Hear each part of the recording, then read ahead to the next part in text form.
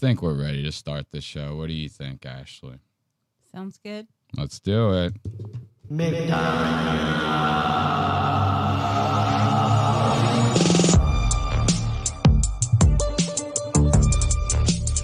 Hello and welcome to another installment of Lost Ox Media. This is the punk rock podcast that not only makes you take a second look at what you just watched, but we just be straight talking shit about comedians over here. That's just what we do. That's what we're always going to do. And if you ain't with it, you ain't with us. That's all I have to say about that. We're coming at you at an undisclosed time on Sunday, as we always do. I see people in the Discord. They be like, yo, what time's the show, man? Yo, the show is whenever I want the show to be. You know what I'm saying? We just start whenever we start around here. But make sure to comment, like, subscribe, tell us what you think about the show, and hit the notifications, because if you want to go live, that's the best place to find out. That and the Discord. We always announce at everyone we're live in the Discord. So it's not like you'll miss it. If you're a part of the Discord, you're 100% going to catch it.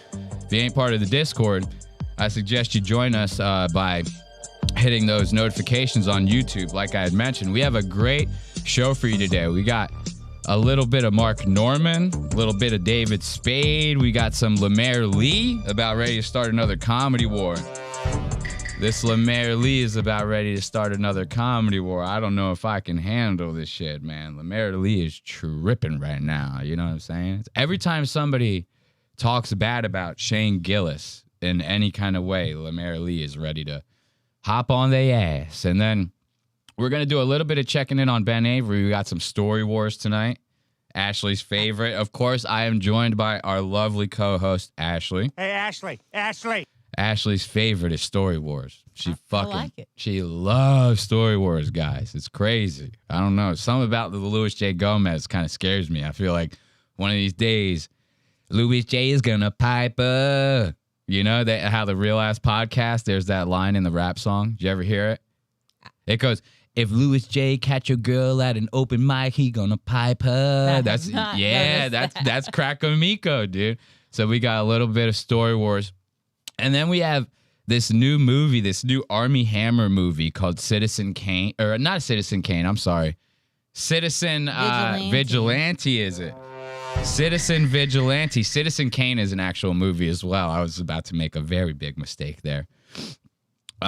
So we'll be checking out that Citizen Vigilante. This thing is the craziest movie I've ever seen in my entire life. It was like on par with the College Killer that Joey LaFleur did that we covered when we were live, but it had way better production value. Like the people had a solid budget, but they made just as shitty as of a movie. It was kind of crazy. So we'll be checking in on that and all that and more later here on Lost Ox Media. As always, we like to start with our Finger on the Pulse segment, you know, and what do we got here in the Finger on the Pulse segment? Here's a quick one we can get into. So recently I was seeing some stuff going around about Mark Norman. He made like a appearance on Maury Povich recently. I didn't even know Maury Povich was like still doing like a show or anything, but I thought Maury Povich was like dead or something. He's getting there. He's fucking close. My cat is screaming like he's got like a mouse in his mouth or something like that. He's doing his like ritual of like, I caught something, you know? I hear it. Between that and the rain outside, our episode today is going to be fucked, guys, so bear with us. But yeah, I didn't know Maury Povich was doing anything like that. Is he still screaming? Hold on, guys, 1 second, because this guy is like kind of bugging me out a little bit. We'll be right back. All right, sorry about that. My cat like runs around my house. If he like has one of his toys in his mouth, he like runs around the house and starts like going like, ah, ah, like as loud as he can. And it sounds like somebody's killing him in the background of the fucking show. It's kind of crazy. I know they're saying in the chat, I didn't hear shit. I heard it. It was driving me crazy. Anyway, going back to Mark Norman. Yeah, he was on Maury Povich, and Maury Povich doesn't have like a daytime cable TV show anymore, but he has like a YouTube channel. He's trying to do the YouTube thing. And to your question, you thought he was dead. Guy's like 98, like fucking 87. He's like almost 90, something like that. and we you gonna could see it. him? Yeah, we're going to see him. Oh, boy. Mark Norman made a recent appearance on his show, and he talked about something that had to do with a recent Netflix special of his. Mark Norman just had a Netflix special that came out, right? But before we get into this Maury Povich stuff, I want to get into this clip of Mark talking about his special real fast, which kind of helps us paint a picture of his Maury Povich appearance just a little bit better, right? So in this clip, we're about to watch Mark talk about his Netflix special and how Netflix made him cut a joke. In your head, you go, I haven't sold a ticket. It's because the Strawberry Festival's in town. Exactly. Yeah. Or the Ice Capades are a mile away or whatever. But it is weird that St. Patrick's Day is so fixed into your special business. Yeah, and I'm not a Mick. I'm not a patio, blue-eyed ginger. Patio furniture's on sale. So it's coming out. So Hulu sent me about a week ago or 2 weeks ago. They said, send us a couple jokes you like. We'll chop them up and use that as promo on social media. Chop them up and feed them to the poor? Now, did you hear how it went like Hulu, right? It didn't say Hulu originally. It said Netflix. I don't know if they edited that or something for the show. I have no idea, but it's Netflix that made him do what he's saying they made him do, not Hulu. So I wanted to point that out real quick. Hulu sent me about a week ago. Listen. So it's coming out. So Hulu sent me. No, saw that? It's like It goes Hulu, but he's saying Netflix. So I want that we need this context for the next clip. So let's watch that again. Look real close at his mouth. So it's coming out. So Hulu sent me about You see? He goes Netflix, but he goes Hulu like really shittily in the edit of the fucking episode, right? Very funny. So what did Hulu make him do? Which is actually really Netflix. week ago or 2 weeks ago, they said, send us a couple jokes you like. We'll chop them up and use that as promo on social media. Chop them up and feed them to the poor? You two-faced lace Irish curtain something. fuck. Yeah, All I right. can't remember. So I go, oh, no problem. I like this joke. I like this joke. I like this joke. And I said, great. They come back in a week. They go, we got to do a conference call. And I go, oh, that's not good. I hate a conference call. There's 18 Jews on there with a speakerphone and my Jews. And they go, well, yeah, we got some bad news there. We reviewed the special again. We'd like to take out the Muslim joke. I got a big joke about Muslims. And I go, oh, why? And they go, well, last time a comic did a Muslim joke, we got bomb threats, we got death threats. They said they were going to kill us. They ruined the whole studio, blow the place up. Just Now, this is a pretty big deal if Netflix is doing this. Because Dave Chappelle has comedy specials on there. He's saying tranny and the fucking this and that. Muslim jokes out the ass. Everyone's got some sort of material about somebody that's going to piss off somebody, right? Right. So it would be kind of weird for like Mark. All of a sudden his special comes around and they go, you can't do none of that. You know, everyone else can do all of that. You can't do none of that, you know? Very strange to me. But he's painting a pretty vivid picture here. Like they're having a very in-depth conversation with them. There are very specific points that they're bringing up that they go, we're not cool with this. Can we cut this for these very specific reasons, right? smithereens. So we'd like to not use the Muslim joke. Smithereens. And I go, well, I like the joke. It kills. It's a hot joke. And, you know, no one touches Muzz. I like the idea of like Islamic extremists using smithereens. Right. We blow you up to smithereens. Hey, you never know. It's a common term. Smithereens is funny. Charlie Hebdo got smithereened. I'd love to know the origin of smithereens. We I don't would need it too, now, actually. but later on. But that's funny. The idea of smithereens being in the letter is very good. Where did that got to be a Bugs Bunny. Okay, was that the end of it? Are they just going to riff around for like fucking 85 minutes? So that's essentially the gist of what he's saying. He had a Netflix or Hulu fucking special, right? And they made him cut a joke, and they did it in a very specific manner, right? Now, that right there is the pre-context that we need for this Maury Povich clip. And yes, Ashley, you will get to see what Maury Povich looks like, okay? Hey, Ashley. Look at this. Wait until I show you, dude. Maury Povich looking rough. Mark Norman about to look rough. because Mark is on Maury Povich, on Maury Povich's like YouTube show, talking about this exact incident, this Netflix thing, right? But he ain't the one that brings it up. Maury's the one that brings it up, right? And it catches Mark off guard. And Mark kind of says something here that really puts his foot in his mouth. Listen to this. But here's the thing. You and Netflix have had problems. Oh, yeah? Yeah. What do you mean? You hear that? Oh, yeah? What do you mean? He doesn't even remember it. Wouldn't that be like a big deal? You go like, now to Mark's defense, though, in Mark's defense, right? He could be like thinking a bigger problem. Like he goes, you know something I don't? And he kind of gets like scared, right? He goes, what's going on here? Right? So it's nothing crazy just yet. But it's very funny how like Mark can't even think of like one incident where like him and Netflix didn't agree on something where he could have been like, oh, you mean that or anything like that. But again, we're in the neutral territory of this whole confrontation, right? Thing. You and Netflix have had problems. Oh, yeah? Yeah. What do you mean? Didn't they ask you to take out a bit? Look at Mark. Didn't they ask you to take out a bit? Mark goes, oh, God. He goes, I wish I had something to drink right now and take a full sip. The red bar. So now Maury asked him about this. He goes, didn't they ask you to cut out a joke or something like that? Listen to what Mark says. Look at Mark's face right here.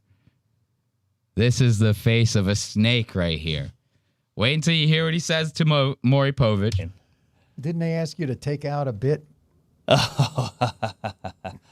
I fabricated that. Oh, no, I fabricated that. It's no big deal. I just made the whole thing up for comedy. Oh, that's fucking insanity, bro. He fabricated So who's it. he lying to? He's lying to us. He lied about the thing happening. Listen, he says it. Netflix never did that. Listen to him. Watch. Bit. No, I fabricated that.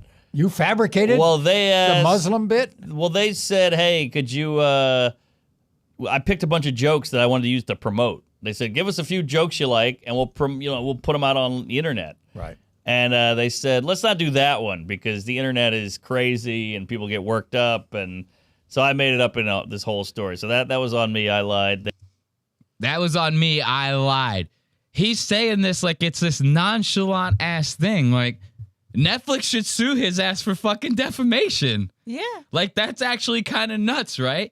Did you hear all the shit he was saying just before? He goes, They said that we're going to get bomb threats to the building. We have to cut it out of the special. The Muslims are crazy and blow us up to smithereens. They say all this when in reality, all they said was, could you not send us that one for internet promotion because the internet's a fucking crazy place and we don't feel like dealing with that right now. But to Mark, that's not as juicy. It doesn't try to help sell the special, right? Right. You gotta have some controversy. You need the fucking controversy to fucking grease the wheels on that shit, right? If I was Netflix and I saw this shit, I would send him a fucking letter so goddamn fast. Are you serious right now? You just gonna lie on us like that and make us look like total assholes? Like, cause that could, I mean, let's be realistic. It's not gonna completely fuck Netflix's shit up.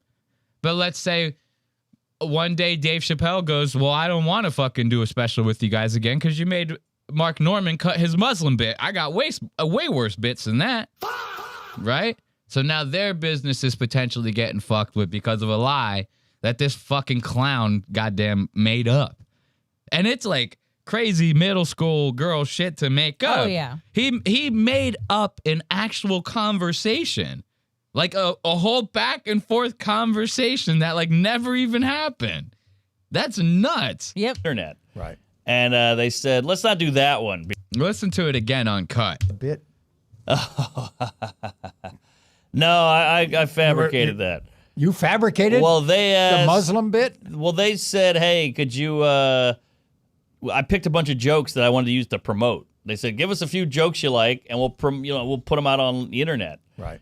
And they said, let's not do that one because the internet is crazy and people get worked up. And so I made it up in this whole story. So that was on me. I lied. They didn't do anything wrong. I did. You admit that? Yes. You got an exclusive. With See? Chappelle? You got an exclusive. He says, as if this isn't a fucking big deal. These guys are insane. Even in the chat, they're just going, it's okay, guys, I just lied. You know, they're making fun of him in the chat right now, being like, it's okay, I just lied, as if it's no big deal. Go ahead, say your piece. Oh, I have nothing to say about Mark. I'm over here. I still like, it's like going back to being sick at school, listening to Maury's voice. Maury Povich Man, looking. I would be, every time I'm like, yes, I get to watch. You are not the father. You are the father. Dude, you know what's funny is I watched the whole interview, and at the end of the interview, he takes out an envelope. And it's a play on the bit, but he takes out an envelope. He goes, I have an envelope here for you. And Mark's like, oh, like, Mark's like, I'm not the father. He makes a joke. It's so funny. And but look how much hair he still has. it's insane. Maury's holding on to that. He's on like Hims fucking plus. Dude, he's got a lot of hair. And I'm not kidding. I think he said he was like 87 in the interview. Because Mark asked him, he's like, how old are you now, bro? You fucking looking like a chicken. Old people get chicken neck like crazy. Old white people start looking like roosters real quick. You know? You fucking whites. Ashley's white. That's why she's huffing and a puffing. It is. Very concerned about the neck. She don't want to look like a rooster when she gets older. Hey, Ashley. Maury Povich over here, 87 as hell. Mark Norman lying his ass off. Like, what the fuck kind of shit is that? What kind of clown world are we even living in right now? Maury says, you admit to that? Because Maury knows Maury in his head, he goes, they could sue you for this. Like, they could fucking sue you for this. Wrong, I did. You admit that. Yes. You got an exclusive. Would See? Chappelle ever admit that he did something wrong and not? Probably not. No. He does what he wants and smokes a cigarette and has a drink and moves on with his life. But here's the thing. Very You and nice, Netflix Mark. have had problems. Very nice for Mark Norman to just lie on Netflix's name like that. Let's give it up for Mark Norman.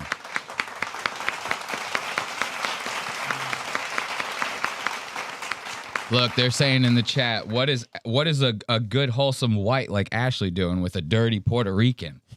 Holy shit! I didn't know we had that kind of audience. God damn, coming at me like that. Okay, I like a little racism. I'm a big fan of Vigilante Citizen. That's about the most racist thing you're gonna watch all goddamn year, and we got the clips, we got the tapes. So let's move on.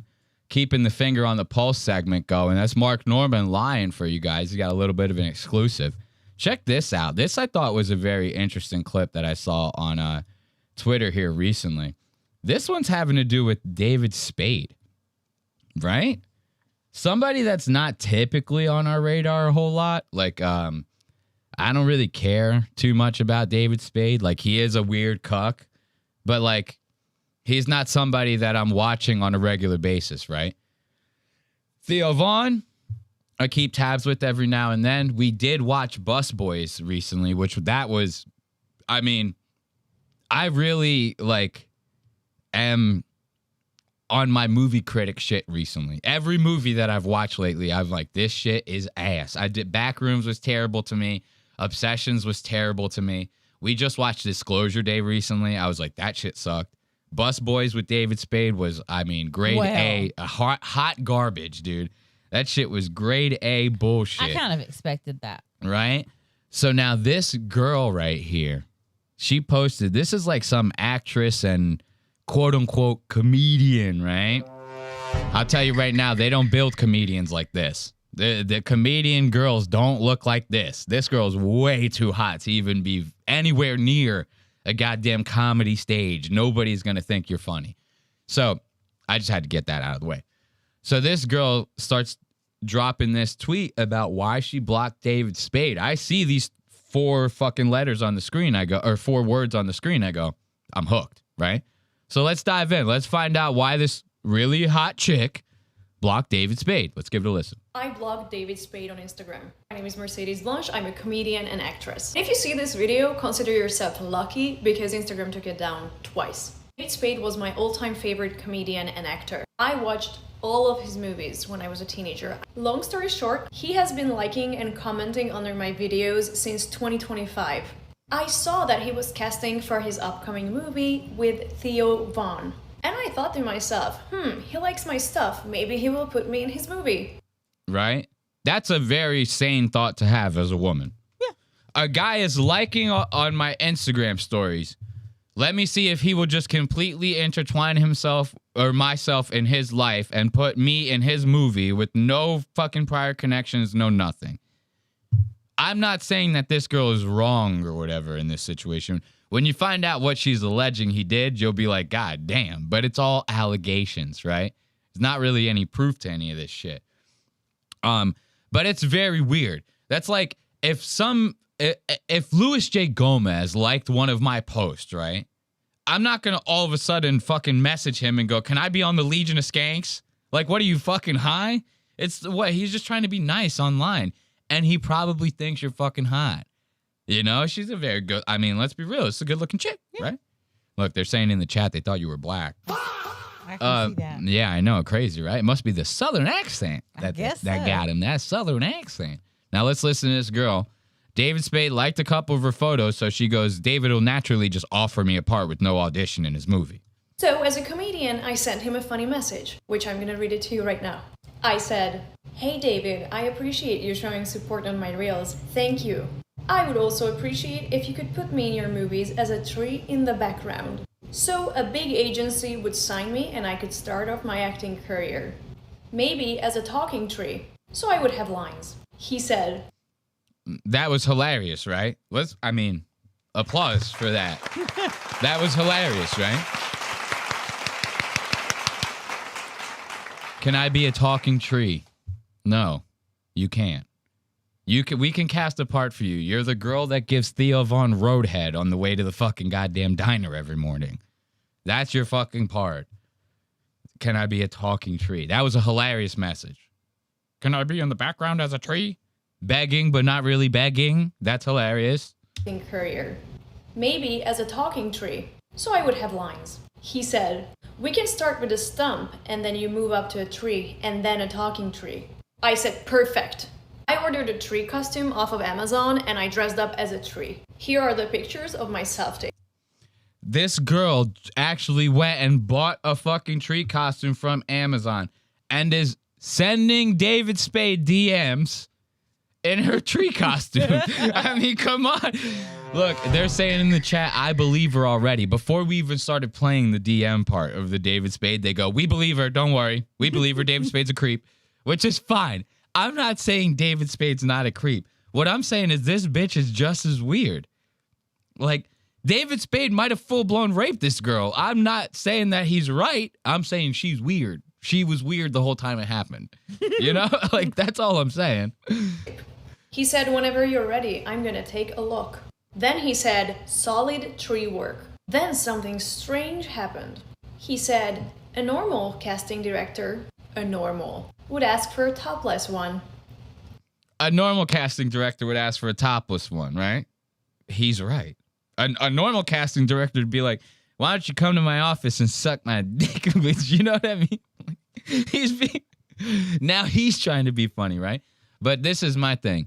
She's doing all of this supposedly like ready to out his shit. Why don't you fucking paste the DMs on the screen? Slap them bitches on there. Yeah. If you're already willing to like read them out loud like this, and do not take this as me going to bat for David Spade.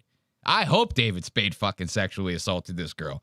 You give me fucking content for 3 weeks to talk about. I don't give a fuck. But she's not showing any proof. She's just like, he said this, right? Really, the only thing that would kind of maybe work in her favor as some form of proof without her actually showing these DMs would be if David Spade never like sued her for defamation. Because then people kind of take that as guilt. They go like, well, you'd win in court. So, like, why doesn't he sue her if it, you know, and it'll come out in the discovery that he was actually trying to sexually assault her. That could be the case, but it could also be that David Spade's like, I don't fucking have time for this.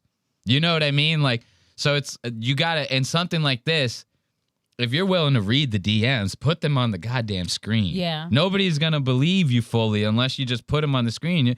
You could be reading a script on your fucking iPhone. We don't know this shit, you know? It's fucking bullshit.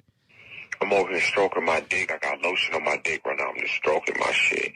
I'm horny as fuck, man. I'm a freak, man. Like, for real. That's David Spade on the other line of these DMs, dude. David Spade's over here stroking his dick. He's got lotion on his Solid dick. tree work. Then something strange happened. He said, a normal casting director, a normal, would ask for a topless one.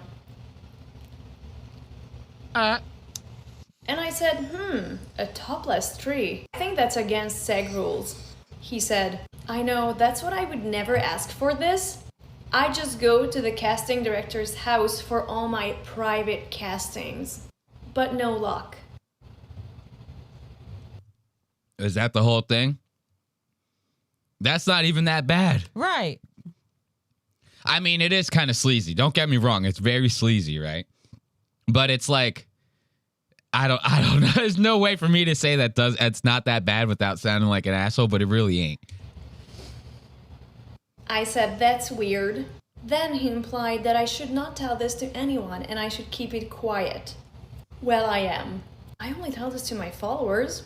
I blogged. Now, with her smuggy, like trying to be funny attitude and shit, I believe her. I just wish Dave also put his hands on her a little, you know what I mean? Maybe hit her a couple times. Also, like, come on. He's got to know she's going to say something. He doesn't care. Yeah, I don't think that he really cares in this situation. He goes, it's 2026, baby. We getting away with all that. Faggot, retard, the N-word. I'm raping bitches out in this motherfucker. Like, you know what I mean? Just went back to the 90s. Went back to the 90s. Fuck the 90s. We back in the 50s, baby. Oh, yeah, true. You know, soon girls ain't going to be able to vote. You know what I mean? That's all I'm saying. Soon girls ain't going to be able to vote, man. All right? You know, and the world's going to be a better place for it. I'm kidding. Of course, I'm kidding. So let's move on to our last installment of the Finger on the Pulse segment. This is going to be Lemaire Lee starting like a little bit of a war online. This is a very insignificant war compared to the Austin, Texas, New York City war that he was kind of in the midst of starting online. But that one, just like this one, also started with fucking somebody talking about Shane Gillis online, right? So pretty much the way that I see it is like anytime somebody has something bad to say about Shane Gillis online, Lemaire takes that as like somebody fucking with his meal ticket, right? Because let's be real here. If Lemaire didn't have Shane, Lemaire wouldn't have anything. Like, am I wrong? Yes or yes, right? So I just want to get through some of these tweets right here that are on his profile. Because this kind of, I just like came across this just randomly scrolling through Twitter. I'm scrolling through Twitter, right? And all of a sudden I see Lemaire, he posts this tweet just simply saying, Alex Perlman is a fucking pussy. That's it. That's the only tweet I see at the time being. And you know me. Like I said at the top of the show, this show is all about talking shit about comedians and having fun, right? There's no like point to this show. We're not trying to like end someone's career or life or out someone on a crazy scandal. If a guy picks his nose on a fucking podcast, we're gonna be there going, you know, that's the point of the show, right? So I see this tweet, Alex Perlman is a fucking pussy. Immediately, I'm underneath it going, Lemaire, why are you speaking to my soul right now the last couple days? Because he's been talking shit about these guys, the producers at YMH, leaving his studio all fucked up for his other podcasts, all sorts of shit, right? And then I end it with a little, I'm in your closet right now. That's a little bit I like to do with the comedians. I've been doing that to Jake Flores for like the past 3 months. Every time he says something on Twitter, I go, I'm in your closet. I'm in your food pantry. I'm in your bathroom. I'm watching you while you sleep. You know what I do? I take photos of Jake Flores and I throw them in AI and I go, make it look like I'm watching this guy sleeping. And he does it. And then I post them on Jake's shit and I go, I'm watching you right now. It'll be like Jake sleeping. So I'm just constantly fucking with these guys. I like to say, I'm in your closet, you know? But I see the Alex Perlman tweet. I say that, I keep moving on with my life, right? But more of Lemaire's tweets, because I engaged with that one, start showing up in my timeline as I'm scrolling. This is like late night bed scroll. I'm like literally laying down, like fucking doing all this, right? And he just keeps going off about this Alex Perlman guy. The next one, I've known him a long time and used to edit his podcast, Biggest Dick in the World.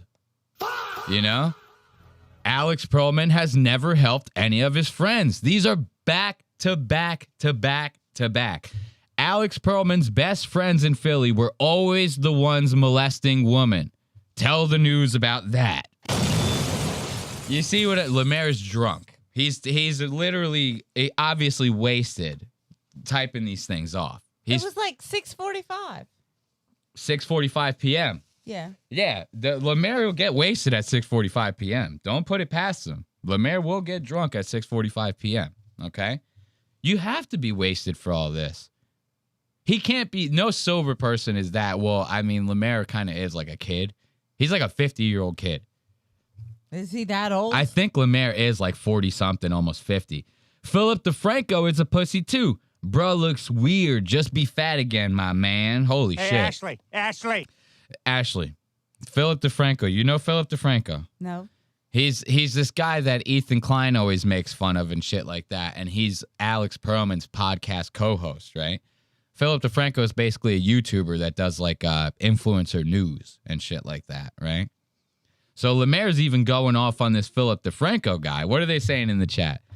Need to launch Lemaire into the sun. Shoot, almost missed the show. Army of Tigers, happy to have you here. What else they got? They're saying he's got nothing better to do. Lemaire's got nothing better to do. Trust me, I think that this is cutting into Lemaire's like fucking Dark Souls time, you know, his video game time. He'd be ripping on the goddamn fucking PS5 if it wasn't for this Alex Perlman shit going on, right? Look at him. This is Alex Perlman. Oh. It's a screenshot from his podcast, right? And we got a clip from that we're going to get into. From this one where he looks like this? From this one where he looks like a goddamn clown. We do have some clips from it. Lemaire, and he has red hair too? And he has red hair. He's a goddamn ginge, bro. Tell me about it. So, Alex, look, Lemaire's still going off. Red nose, red hair bitch boy with this fucking confused ass dumb YouTube friend.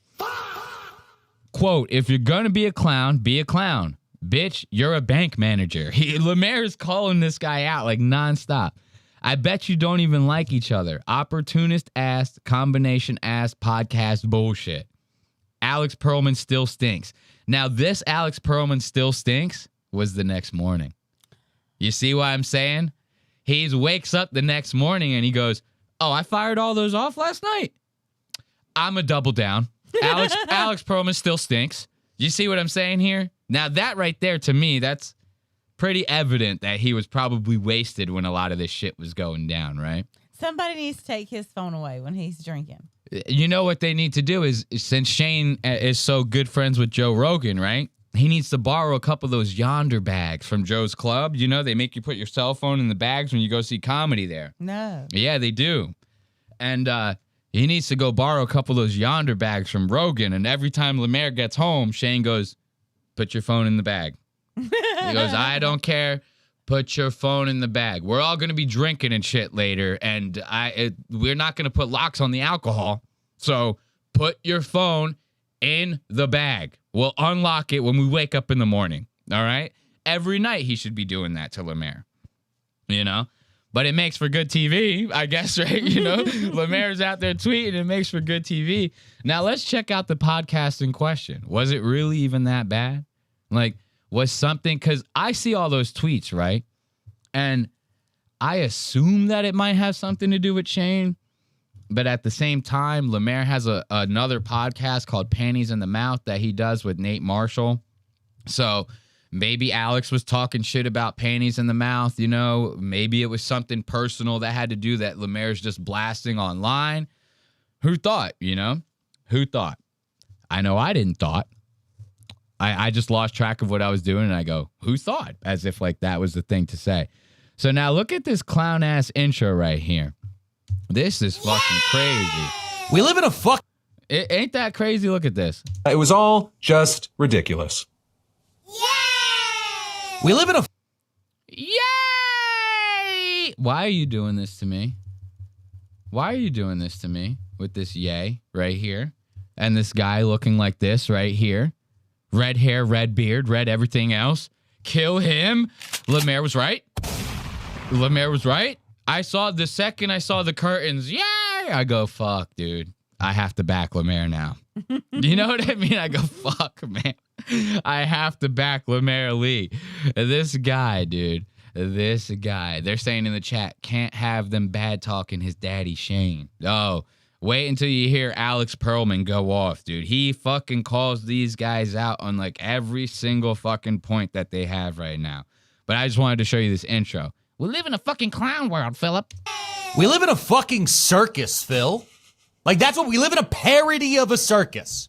This isn't even like I was sitting there watching this. There's a little bit of it where I kept cringing a little bit, wanting to be like, calm down, liberals.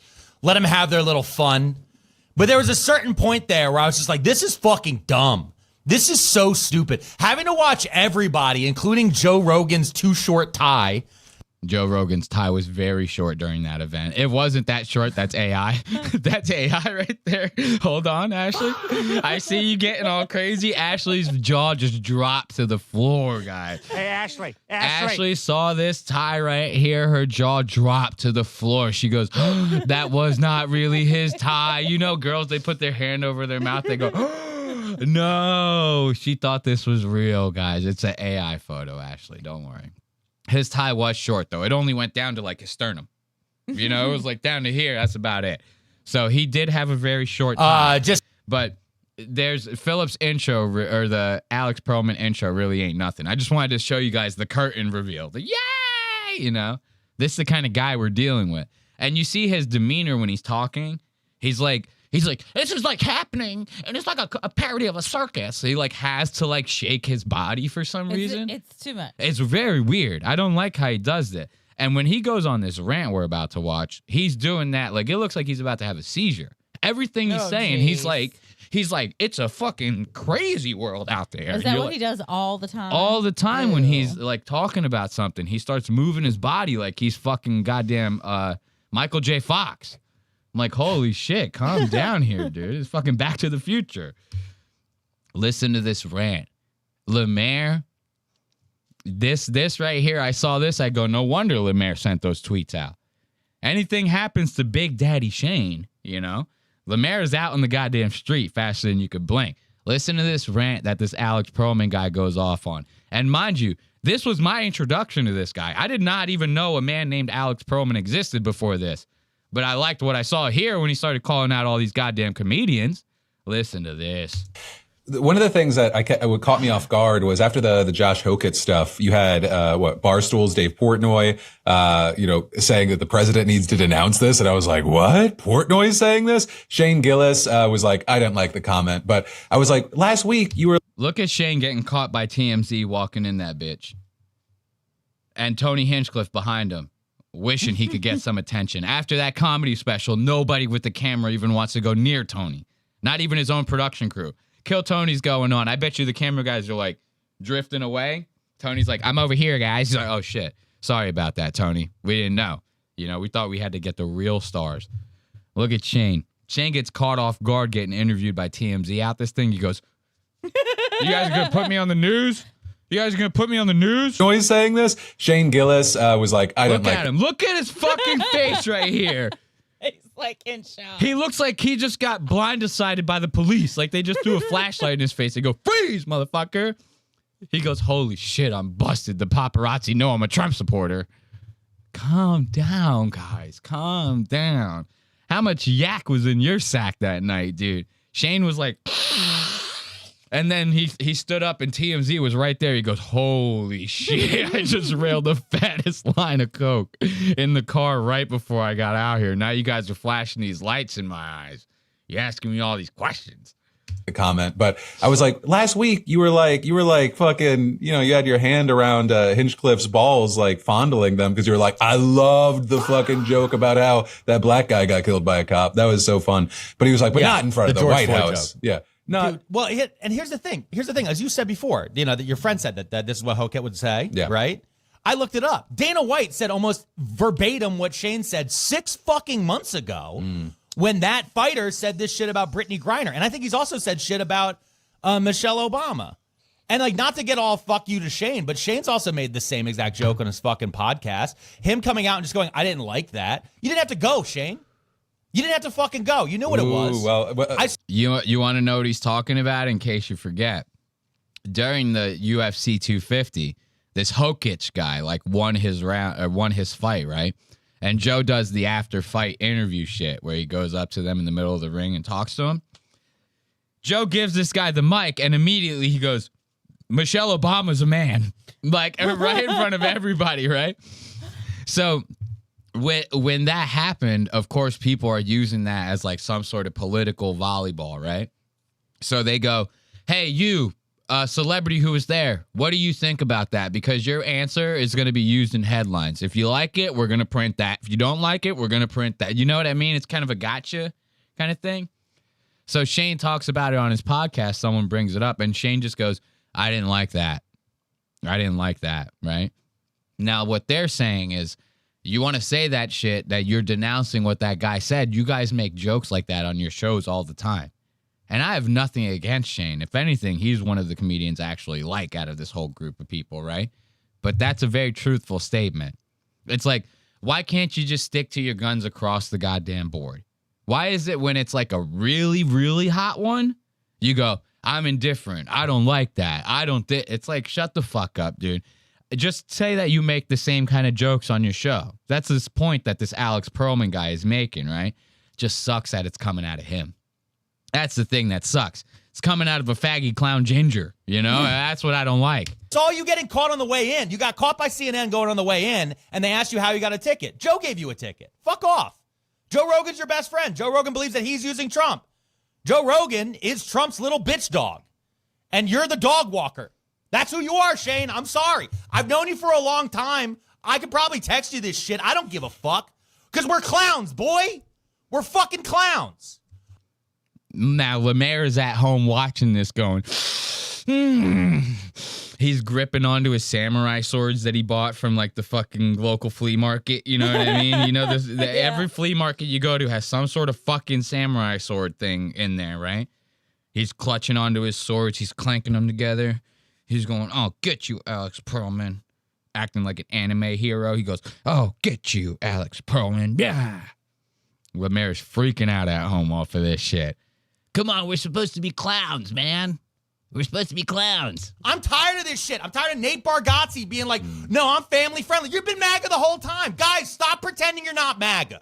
Just stop. I'm tired of the fucking, at least Tony Hinchcliffe, for as shitty as he being family friendly.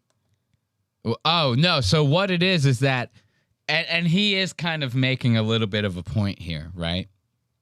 He's saying that a lot of these comedians will not claim to be MAGA, but then they get involved in all this shit. They go to UFC 250, but not only do they just go, they go in the VIP section with Trump. They got the fucking special blah, blah, blah. So it's like they're accepting all this stuff. They're working alongside Trump.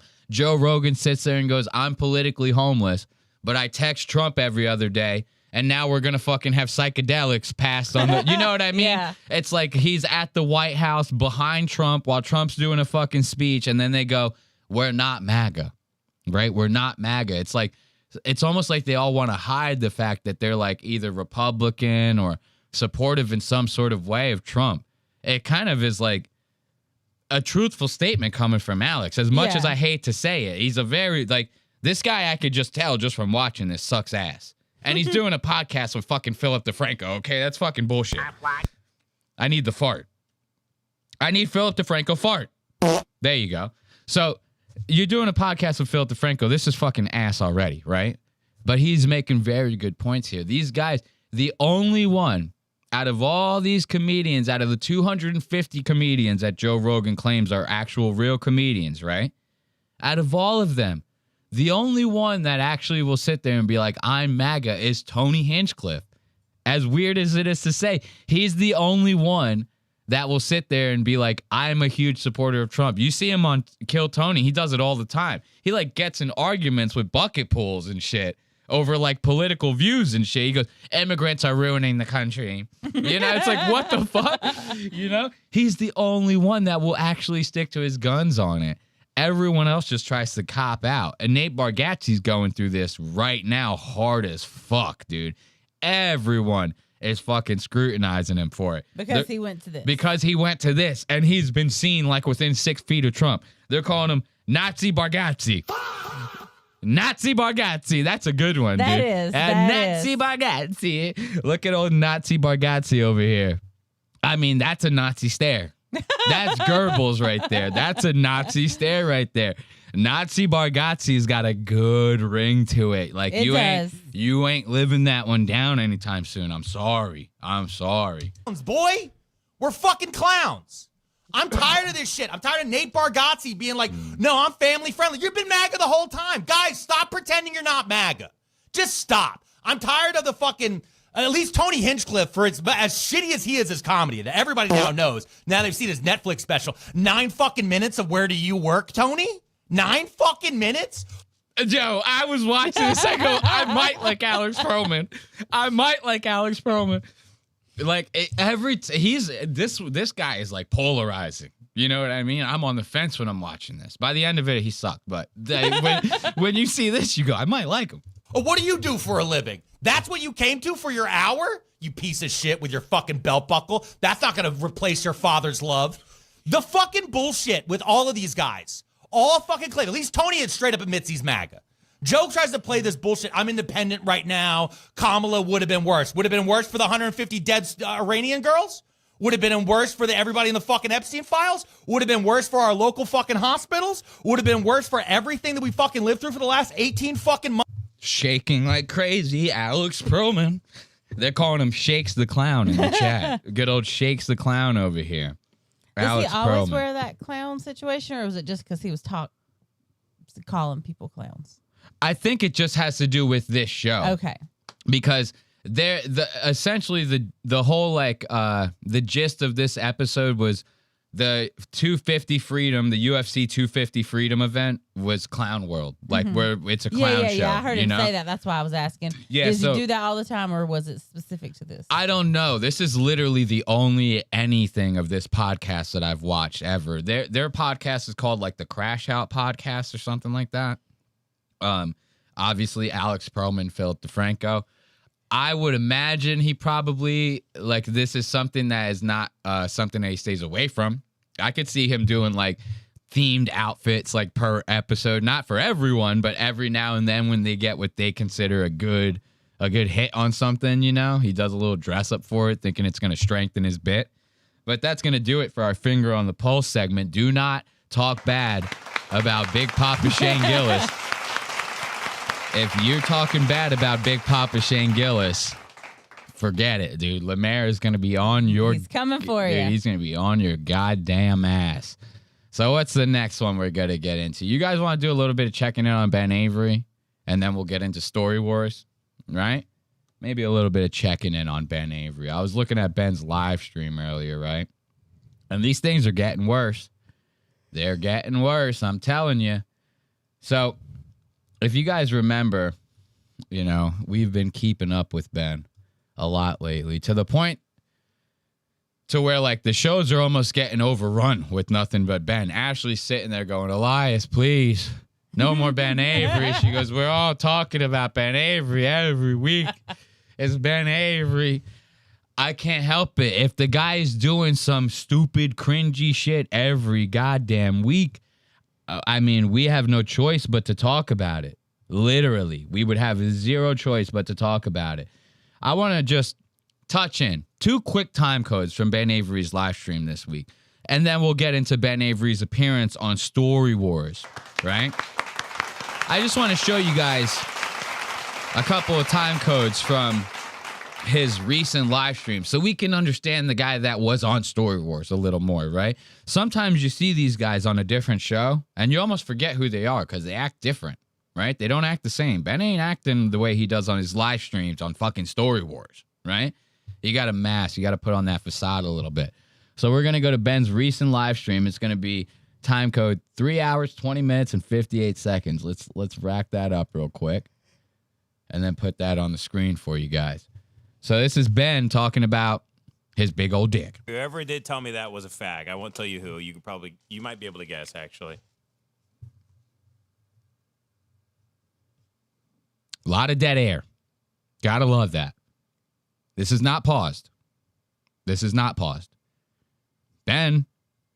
Baby who control. That was fucking crazy. This is what I'm saying. How do people watch this shit? How the fuck do people watch this and get enjoyment out? I would forget that I was I would get scared. Yeah. Like if I was in the middle of watching this and I was doing something in my house, with all the dead air, I would forget I was watching something. And the second he started talking again, I would go like, oh shit. I forgot I was even listening to this. God damn, that's crazy. It drives me fucking nuts. Oh, me, get you nasty. Back at me. I got to pee in one of these cups. I got to pee in one of these cups, he says. Now we're pulling an Ari Shaffir. Ari Shaffir likes to do this on the Protect Our Parks. You know when Joe Rogan has all the boys together? Shane, Ari, Mark Norman, and I think that's it. It's just those four that they do Protect Our Parks. Every single one, they get wasted. Ari pisses in like one of the whiskey bottles or something like that. Spills it, gets it all over Joe's fucking studio. Everyone's covered in piss. Ben wants to pull one of those. Does Joe drink? Joe drinks, yeah. Joe drinks alcohol. Yeah, he does this like sober October shit every year where he doesn't drink and smoke for like 30 days, but you know, whatever. He's 5'2".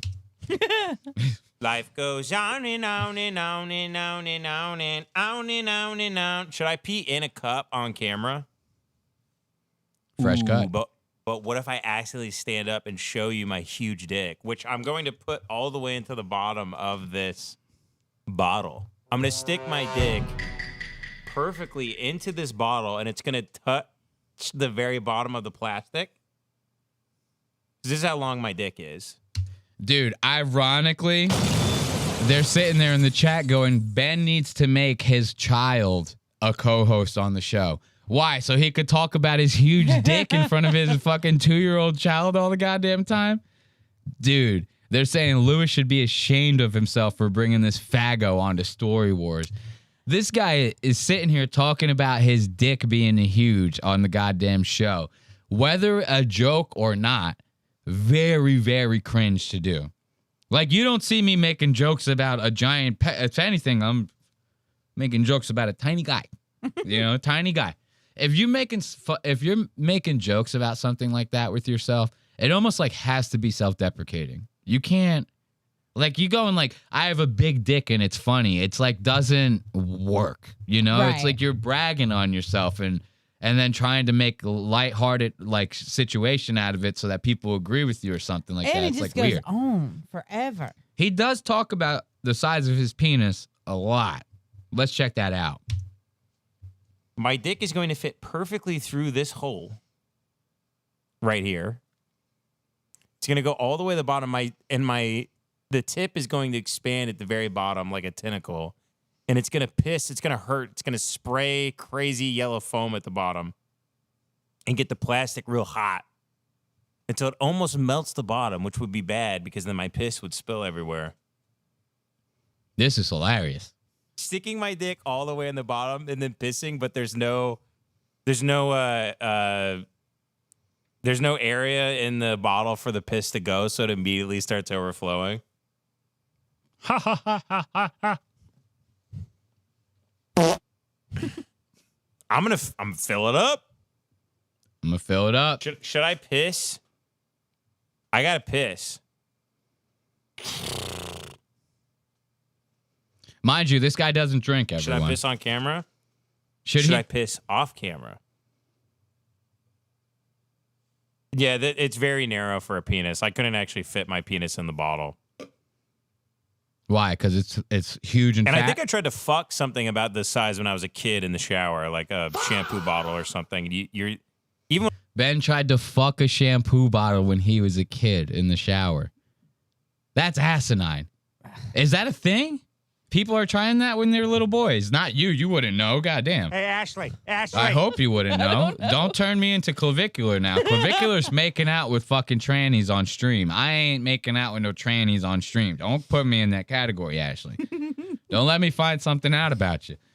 This guy, I never tried fucking no goddamn shampoo bottle as a kid. I tried fucking a lot. Pillows, the bed, whatever, you know. Never no shampoo bottle.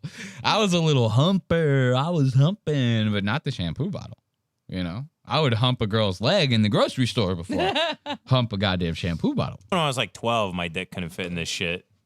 Not to brag, but let's just say if you tried to molest me as a kid, you were too late. Let's see. What the fuck does that mean? Gross. I don't know. It's like he's sitting there saying like he has a big dick. So if you tried to molest him, like you'd be the one getting molested or something. I don't know. Like I don't get that right there. I'm going to piss. Give me a second. Give me 1 second. Okay. I said he's so sweet. Think I wanna lick the rapper. They're asking if Ben's show is all on a paywall now. It's not all on a paywall. You can watch it like live while it's happening, and he leaves it up for like a day or two and then takes it down. I wouldn't be surprised if in the middle of us watching this, it like gets taken down. But then he puts it on his website, and you have to pay to watch the watches or whatever, the video on demand of it, right? Now, right now, Ben is peeing off camera, right? This isn't the part that I'm like worried about. It's what he's about to do after this that I'm like, why did you even do this? Like, what was even the point of this, right? Very, very sus stuff. How long is this guy peeing? He's still not done peeing right now. Okay, there we go. He brings the bottle of piss on stream, ladies and gentlemen. What the fuck is even that? So now you thought just the fact that he had to pee in the bottle was bad enough, right? But then you go, okay, well, maybe there is some sanity left in the guy, right? He's going off camera to piss in the bottle. This is actually pretty nice of him, you know? Me personally, I figure the studio might have a bathroom. You Correct. know? I figure like if you're going to rent out studio space, I would figure I would rent out a spot that has at least a bathroom, you know? I think he was just too lazy to walk all the way to the bathroom. Exactly. That's exactly what it is. And he has his red glasses on, so the spirit of Red Bar is taking him over. He's doing whatever he wants. Red Bar! So he's not at his house. No. He now rents a studio space, and that's where this shitty little set is coming from. I just thought he was at his house. Hell no. You think his wife would let him piss in bottles in the goddamn room next to his goddamn child? You know? No way. So you think he's going to do the right thing. He's going to piss off stream, and he's going to leave that off camera, right? For no reason at all, Ben just brings the piss bottle back into the live stream. For what? Just for us to be able to stare at it? I don't even understand that. When it's wrong, like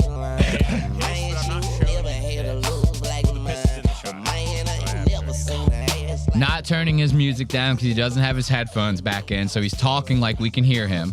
All you piss pigs are happy there. Can't hear you, dude. You have to turn the music down.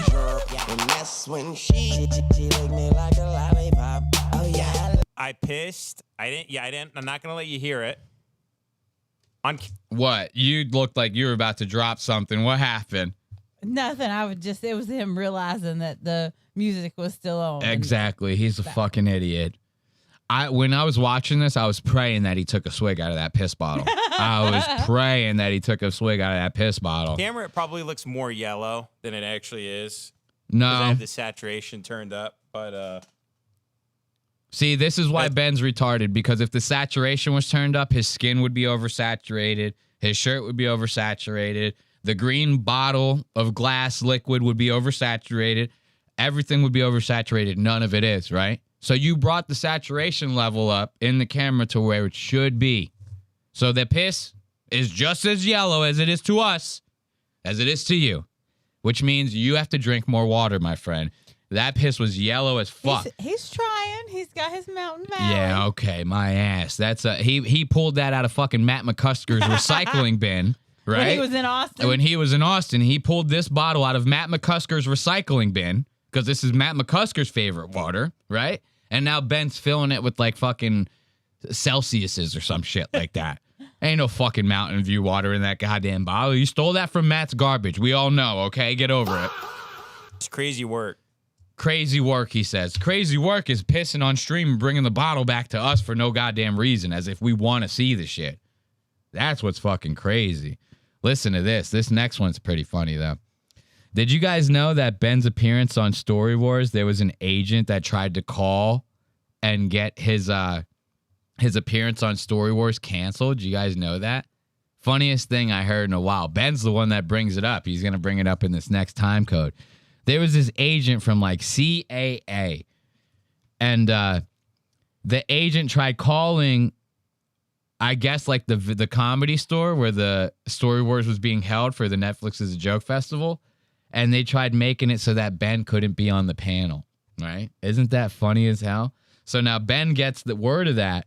Ben gets pissed. He starts talking about it on the stream and starts threatening this goddamn agent. Listen to this. Between what, Domino's and Papa John's? Did you make that call?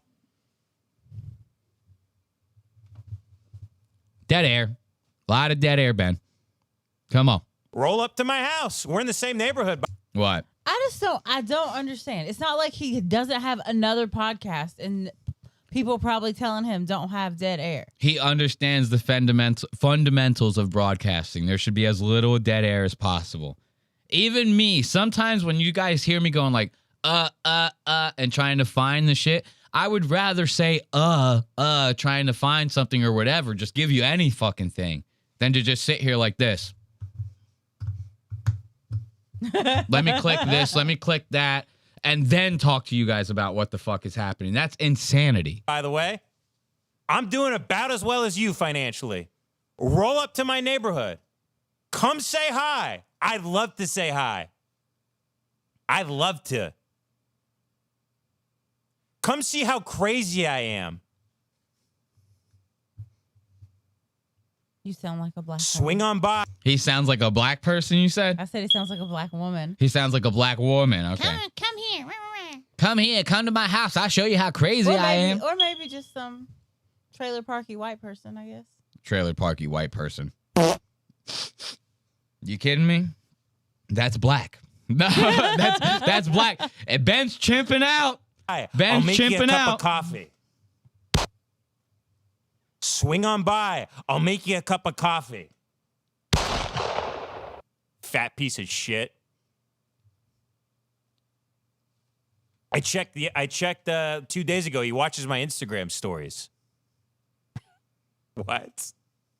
He follows me on Instagram and watches my Instagram stories.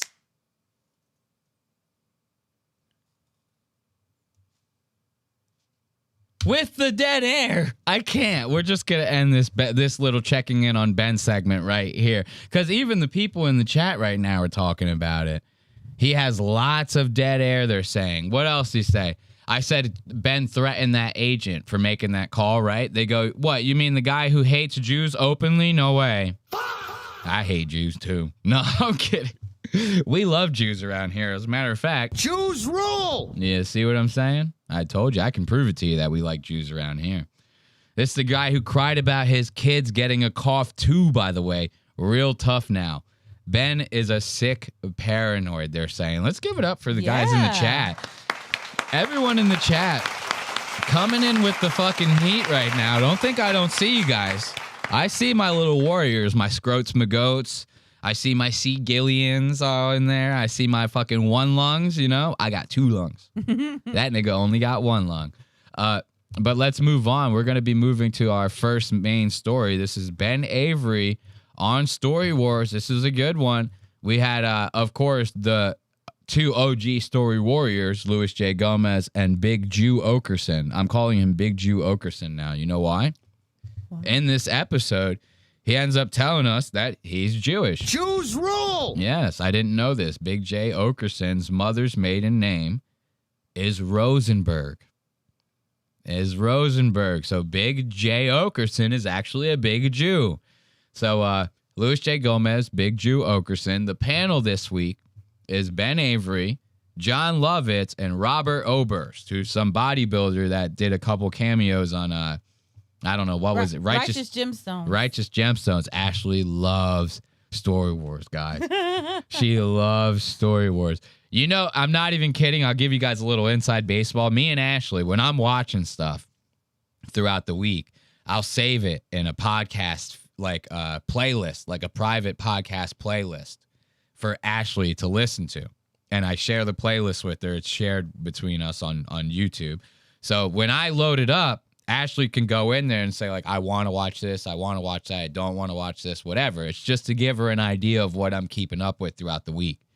Ashley saw that Story Wars was on the show notes this week. She goes, did you put that on the playlist? because I didn't see it on the playlist. I would have watched that if you would have put it on the playlist. She legitimately was like, I cannot believe that you forgot to put Story Wars on our shared playlist. She loves herself some Story Wars. I think I talked about Story Wars last week. Yeah, Story Wars is a guy. Hey, look, I like a little Story Wars for what it is, you know, when there's, because this is where you get the real crazy shit, right? These guys aren't just saying bits from their comedy specials. They're talking about crazy stories in their lives. So you get an idea of like how retarded these guys can be from time to time and the embarrassing things that they go through in their lives. This is Ben's turn to be going through all this stuff. Look at this right in the beginning of the show. I hate the intros of anything that has to do with Gas Digital now. They start with like the craziest metal music and you like are ready to have a heart attack every time you turn it on. So right here, we're going to show you guys Ben's intro. Guy can't even go. He goes less than 2 minutes. Ben's already getting booed on the stage. Less than 2 minutes in. Like he forgot to watch the show before he was coming on here. Exactly. Ben did zero research before coming on to goddamn Story Wars. Gets booed less than 2 minutes into the goddamn episode. Check this out. Ben's introduction, everyone. Night Story Wars. Our first contestant from the Lemon Party podcast. Why don't you make some noise right now, Los Angeles, for Ben Avery.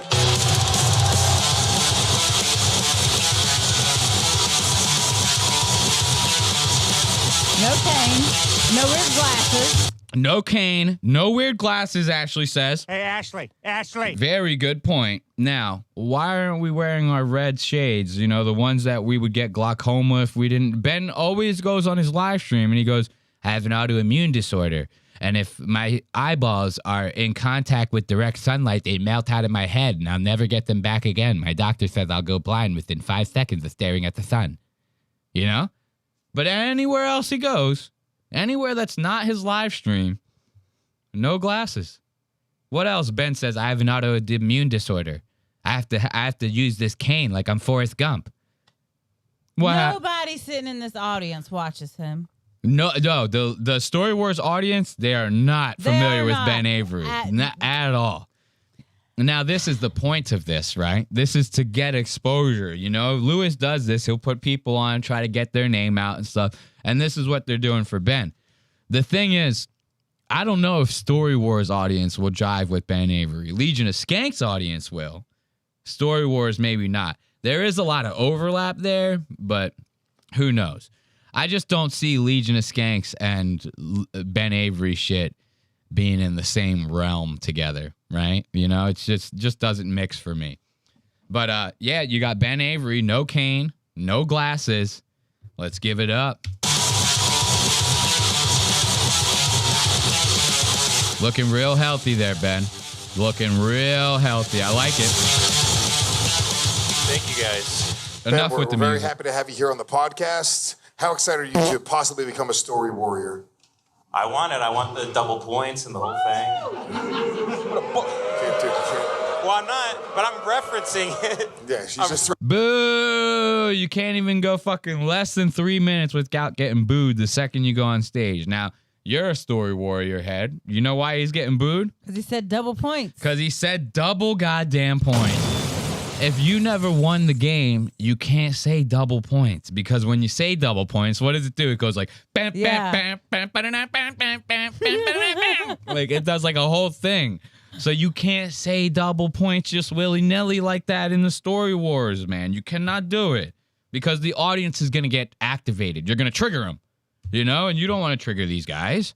Become a story warrior. I want the double points and the whole thing. Well, I'm not, but I'm referencing it. Yeah, she's just referencing it. I'm not doing it. No, yeah, I get it. But I want fucking banshees. Yeah, they're allowed to say the words.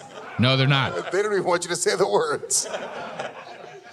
Our second competitor from the Righteous Gemstones, professional bodybuilder Robert Oberst. Robert Oberst. I don't give a fuck about the other intros. I just wanted you guys to see Ben getting booed because it sang to my soul. Now, let's check out this next time code. I really can't get over the booing. That was funny as hell. You can't even go. I knew it was coming. I was like, you're about to say that. Oh, no. Yeah, exactly. Yeah, Ashley, a story warrior head, bro. She in that shit, bro. She knows the rules. Ashley actually reads the books that they give away. Yep. Ashley reads the books that they give away on Story Wars. You know that? It's part of her book collection. So it's funny as hell. Now watch this next time code's kind of funny too, because this next one they have a special guest come out. It's Ari Shaffir, right? I want you guys to pay attention to Ben's face when Ari comes out on stage, because Ari is good friends with pretty much every single person that Ben or Lemon Party has like ever made fun of. Mark Norman, Sam Morril, Joe Rogan, fucking who else? You name it. Bert Kreischer, Tom Segura.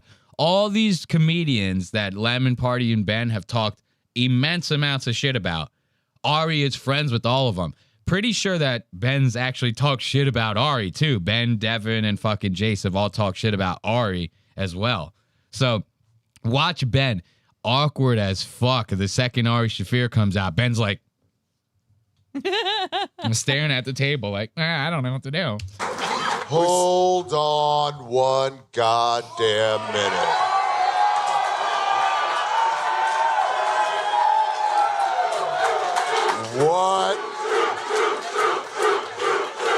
What the fuck is happening with this goddamn room? Look at Ben.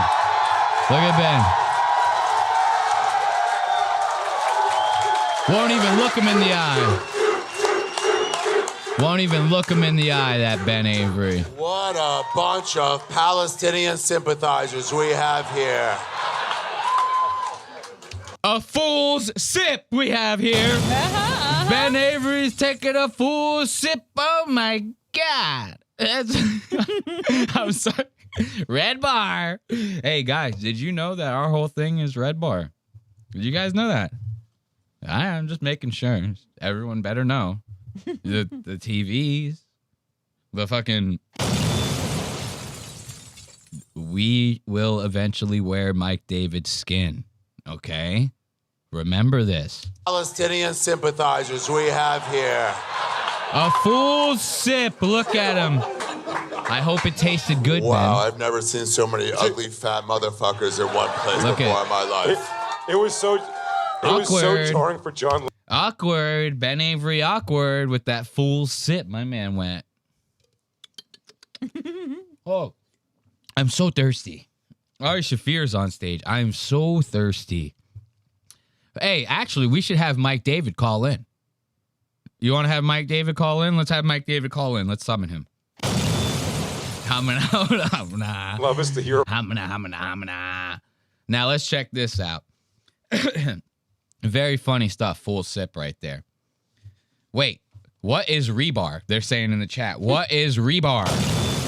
One Lung is saying, what is rebar? I hope that's a joke. It better be a joke. You know, it's red bar.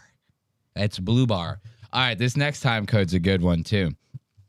Ari came on to the stage because he wanted to come on as a special guest host to read the stories where the producer Alex normally reads them off, right?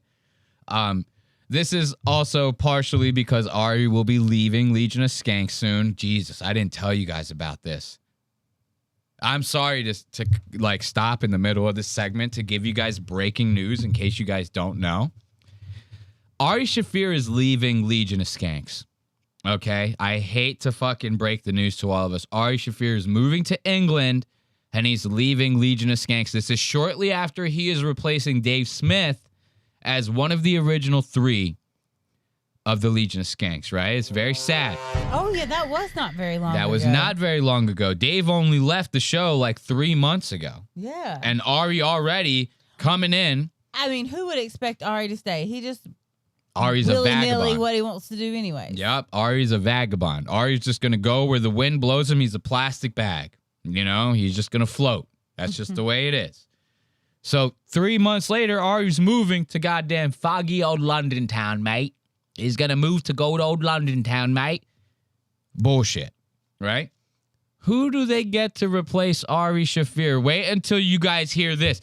If you have not heard it anywhere else, let's say you maybe don't watch after tonight with Tommy Afters, right? Ari Shaffir's getting replaced by goddamn Tristan Bowling. Tristan Bowling from the Cockfight podcast. Tristan will never be able to hang with the goddamn Legion of Skanks guys. They're going to tear him the fuck apart. He can barely hang out with Colin and Lev without crying, without spilling his beer all over the fucking table all the time. And then if you think that tall boy on the Patreon is going to get any smaller, forget that. Legion of Skanks is at a bar and comedy club every week. Every week you see little, what do they call it? Tequila Silvers over there next to Big J. Big J's got right one. Now. He's got a goddamn Tequila Silver got two right of them over here. there. Look at Big J over here. There's one hiding behind that water One bottle. hiding behind the water bottle. That looks like 3. Maybe. Looks like one there, one there, and one there. Big J slamming fucking Tequila Silvers every 30 seconds on Legion of Skanks. You don't think Tristan's going to see that and go, why don't you make him 2? You know, every time you bring him one, you bring me one. How long's he going to make it? I have no idea. Tristan cannot hang, bro. He's going to be spilling shit. He's going to be making gay-ass jokes, trying to guilt trip the other guys. And Lewis immediately is going to be like, will you shut the fuck up, you fucking faggot? Like, you know, it's not going to work. I don't see it working long term. I don't know what Lewis is thinking with that. They're just putting...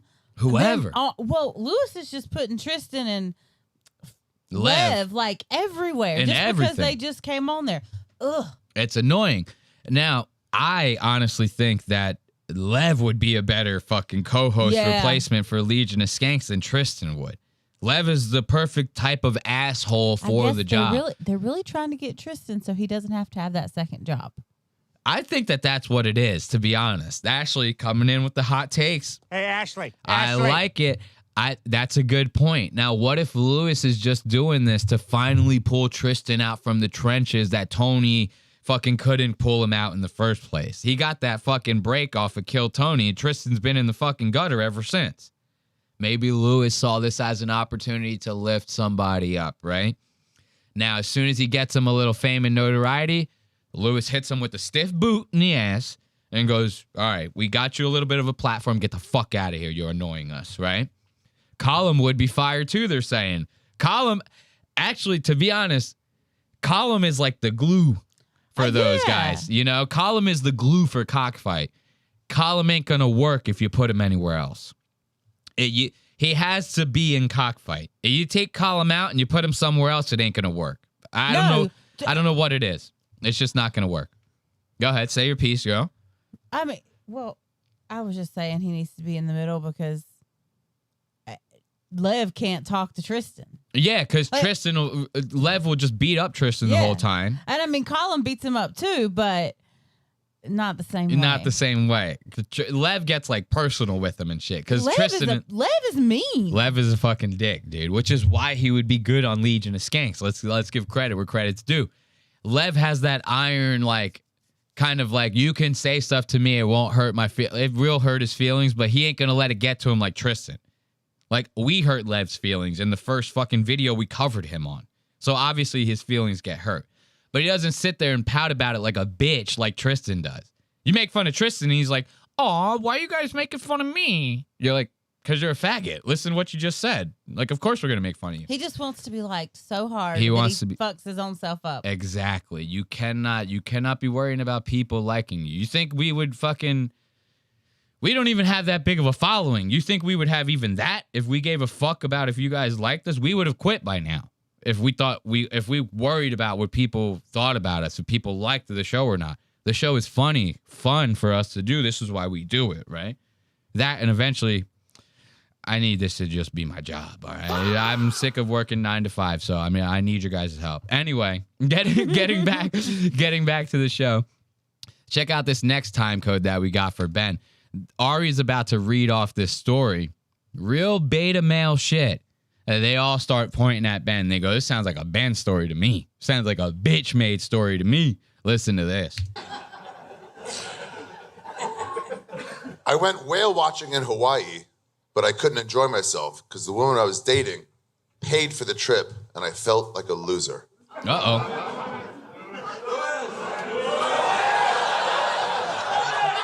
I don't think it's disagree. Ari. Oh, he's not playing. Sorry. First of all, I've never let a bitch pay for a trip in my entire life. Are you out of your fucking mind? I feel I like pay for those fucking trips. No, now, but I mean at a time, you were a sugar baby for some chicks. You think so? Yeah. You weren't a guy, you were like a vagrant guy. So you would like have chicks that would like hook you up. Now, I went to Hawaii one time. I brought my girlfriend. I paid for my trip to Hawaii. No bitch paid for my trip to Hawaii. So, thank you.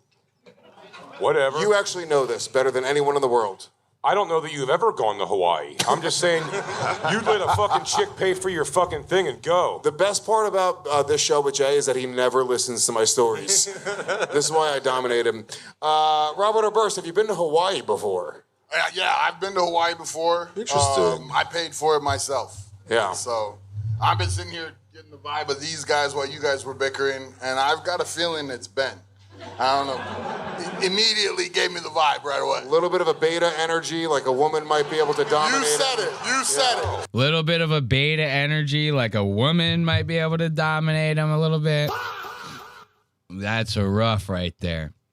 And you getting called the goddamn beta by like the hugest man in Los Angeles right now. It's like the biggest guy that could possibly be calling you that. Ain't no alpha coming out of you when fucking Robert O'Burst or whatever the fuck his name is calling you a goddamn beta. And look at Ben's face right here. That's beta. Hey, hate to break it to you, motherfucker. You goddamn beta. Faggot! All right? I'm sorry. You're fucking beta as hell. You're looking like this. Something about Ben in this episode, his eyes literally look like periods. Like they look like little period dots. You know, I had something about him. Every time I look at him, I go, somebody just drew his eyes on with like Sharpie. You know, he seems like he has two blank slates right here, and somebody just went with the Sharpie and just drew his eyeballs on. I don't know what it is. My fans going crazy. Anyway, let's listen to that.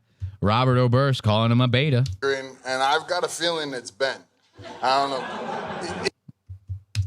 I paid for it myself. Yeah. So I've been sitting here getting the vibe of these guys while you guys were bickering, and I've got a feeling it's Ben. I don't know. Immediately gave me the vibe right away. A little bit of a beta energy, like a woman might be able to dominate. You said it. You said it. That's not a beta move. Having a woman pay for your trip, that's a massively beta move. And defending it is double beta. Ooh, Jay. Ooh. Robert, you can't say double points, but you can say double beta.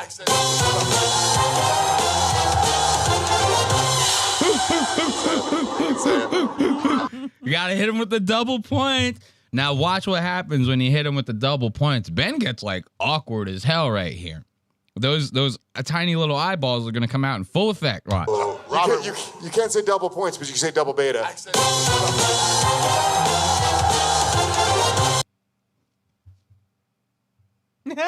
Why are you staring off like that, Ben?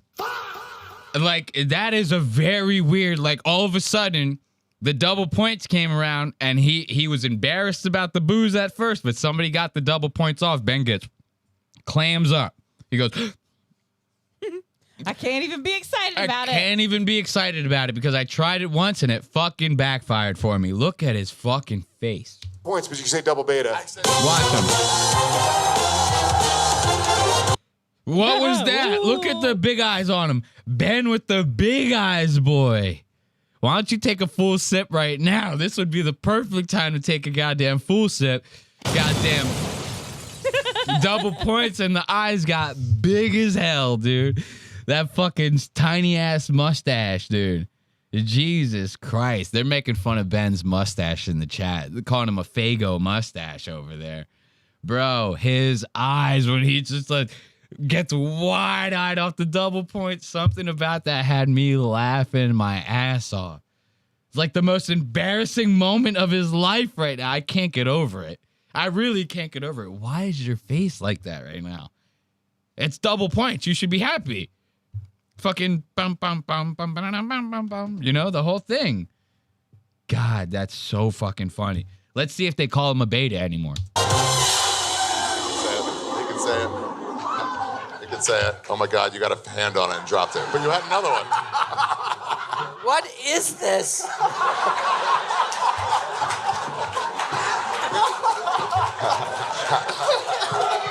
Where's the man? Where's the man? I'm just this time, and I'm usually in bed cuddling with my pug chihuahua. I feel like if it was Robert, we would have heard a story about a bunch of civilians trying to push him back into the water. Yeah, sure. Ouch. Robert is massive. But also says having somebody else pay for something is a very Jewish type thing, so maybe it could be John Lovitz. Yeah. No, I've been to like a winner. It couldn't. That is a very Jewish type of thing, having someone pay for Jews rule! You know? Now, you know what the craziest part about this story is? We're not going to get too deep into this time code. This story was Lewis's. I hate to ruin, spoiler alert, it was Lewis's story. Lewis went to Hawaii, went whale watching with a girl who was rich that he was dating, and he felt like a bitch the whole time. He couldn't get his pee-pee hard. That's what he said. He said, I couldn't even get my pee-pee hard. I bet she was pissed. She invited him and then can't even fuck on the goddamn trip. That's the worst. Ben Avery should have hopped in there and tagged Lewis out. Ben could have hit her with that giant 12-inch dong of his or whatever, that he pisses into bottles with. So it ended up being Lewis's story. And yeah, that's pretty much it. I'm going to tell you right now, a story like this, I would not feel like a loser in the slightest. A girl wants to pay. Dude, I'll tell you guys, Ashley pays for everything. She paid for all these cameras, all the fucking this TV back here, this whole thing. Ashley pays for the whole fucking thing. Okay? She pays for it all. I never think twice about it. You should see. Sometimes Ashley goes to give the person a card in the fucking store. The cashier looks at me like, you really going to let this happen? I go, yep. I'm really going to let it happen. I don't think twice about it. Save me some shekels. I might be Jew. I might be a Jew. I don't know. Who knows? I don't get worried about no shit like this. Here's this. This one's going to be rough, though. This is a rough one. So in this next story, somebody tells, this is like the craziest Story Wars story I've ever heard in my entire fucking life. I've heard a lot of stories on Story Wars, and I ain't even a story warrior. You hear people talking about shit in their pants. You hear people talking about getting into altercations with people in public and embarrassing themselves. You hear people passing out. I was fat when I was a kid. My fucking cousin smacked me and knocked me down the stairs. You hear all sorts of shit, right? I guarantee you, if you did not already listen to this episode of Story Wars before watching Lost Ox Media today, you ain't prepared for the story that you're about to hear on Story Wars. Listen to this. After. A family member of mine killed a bag of puppies with a hammer in the 1960s. And that's the story. Now, I didn't let them read it off because as soon as they read off the story, they trail off on something else for like 5 minutes. We don't have time for all that. We just got to talk about who it might have been. I want to hear their suspicions on it and this, that, and the other. The story is a family member of mine killed a bag of puppies. Not one, a bag of puppies with a hammer in the 1960s. Luis J. Gomez, take it away. Yeah, they would have loved it. This is a psychotic story. I don't even know. 1960s, this could be somebody's grandpa. Ben hasn't had a story yet. Ben's got a darkness to him. Yeah, that's what I was going to say. Ben's got he's very nice. So I met him right away, so I judged him completely based on his actual niceness. But if I step away from that for a second, he's got serial killer glasses. Yeah, Dahmer-esque. He's got fucking don't give a fuck mustache. Like, I'm really, like, I'll bring home a guy or a girl. This is something only a white person would be doing. Oh, 100%. And he's the whitest one up there. He's the whitest guy up here. I'm telling you, us Puerto Ricans are crazy. We will stab. I will stab, rob your TV. I'll do a lot of things to you. I would not kill a bag of fucking goddamn puppies with a... They were right. Serial killer, psychotic shit. Everything they're saying about Ben sticks. Yeah. Like, he's got those gay-ass fucking Hunter S. Thompson fucking Jeffrey Dahmer glasses on. Everything about Ben is something that he's borrowing from something else and trying to make it as if it's like always been a part of him and his personality. Ben never wore faggy glasses like that until very recently. until he started getting into this whole like fucking I have autoimmune disorder. I have autoimmune disorder, but even before that, it's when he started getting into that fucking faggy director, David Lynch. He started getting into this David Lynch shit. All of a sudden, he thinks he's this tortured artist type of guy, like this fucking Makovsky writer, fucking, who are the other guys? The whiskey, the people that everyone reads in college. You know, there's authors that like everyone reads in college. Yeah. I forget the names. They're lost on me right now because I don't read faggy stuff like that. So, you know, I'm not going to remember those names. But you know what I'm talking about. James Bukowski and shit like that. It's like that kind of stuff. Ever since Ben started getting into that, he wants to wear these like gay ass fucking Jeffrey Dahmer glasses when he's not streaming. Has this weird, stupid, thin ass goddamn mustache that he pretends he doesn't keep. He's up keeping it. Trust me, daddy. On top of that, the weird fucking hair as if he's like, well, I'm too bothered to be like, I'm too busy to be bothered by this. You know, I'm just going to let it get greasy and stringy and nasty. It's like everything about him is he's trying to make it seem like he's like this tortured artist. He puts none of the effort towards the artistry. He just puts all of the effort towards the illusion of making you think that he's this tortured artist. Doesn't put any actual effort towards the art. Dead air. Fucking studio looks like shit. No lighting. Fucking pissing in the goddamn bottle. Can't even go to the bathroom. All this crazy shit. My cat's crying in the next room. You guys can't even hear it. I'm worried about it. You got to put some effort into this shit. You know? Well, let's check this out. Everything checks out with Ben Avery. Serial killer vibes. So I met him right away, so I judged him completely based on his actual night. This is a psychotic story. I don't even know. 1960s, this could be somebody's grandpa. Ben hasn't had a story yet. Ben's got a darkness to him. Yeah, that's what I was going to say. Ben's got he's very nice. So I met him right away, so I judged him completely based on his actual niceness. But if I step away from that for a second, he's got serial killer glasses. Yeah, Dahmer-esque. He's got fucking don't give a fuck mustache. Like I'm really, like I'll bring home a guy or a girl. It's From a the good way fucking Ben pull talks for either one sometimes, because the that's mustache probably says true. big dick. From the way Ben talks, that sometimes that probably is true. Ben probably would bring home a guy or a girl. Hey, Ashley. Hey, Ashley. Ashley. Coming in with the hot takes. They're loving you right now. It's a good fucking pull for either one because the mustache says big dick or guy, or I'm into guys. Yeah. And the fucking aggressive piano player hair. Aggressive piano For all those player hair. reasons. That's a good yeah. aggressive piano player hair. He does look like that.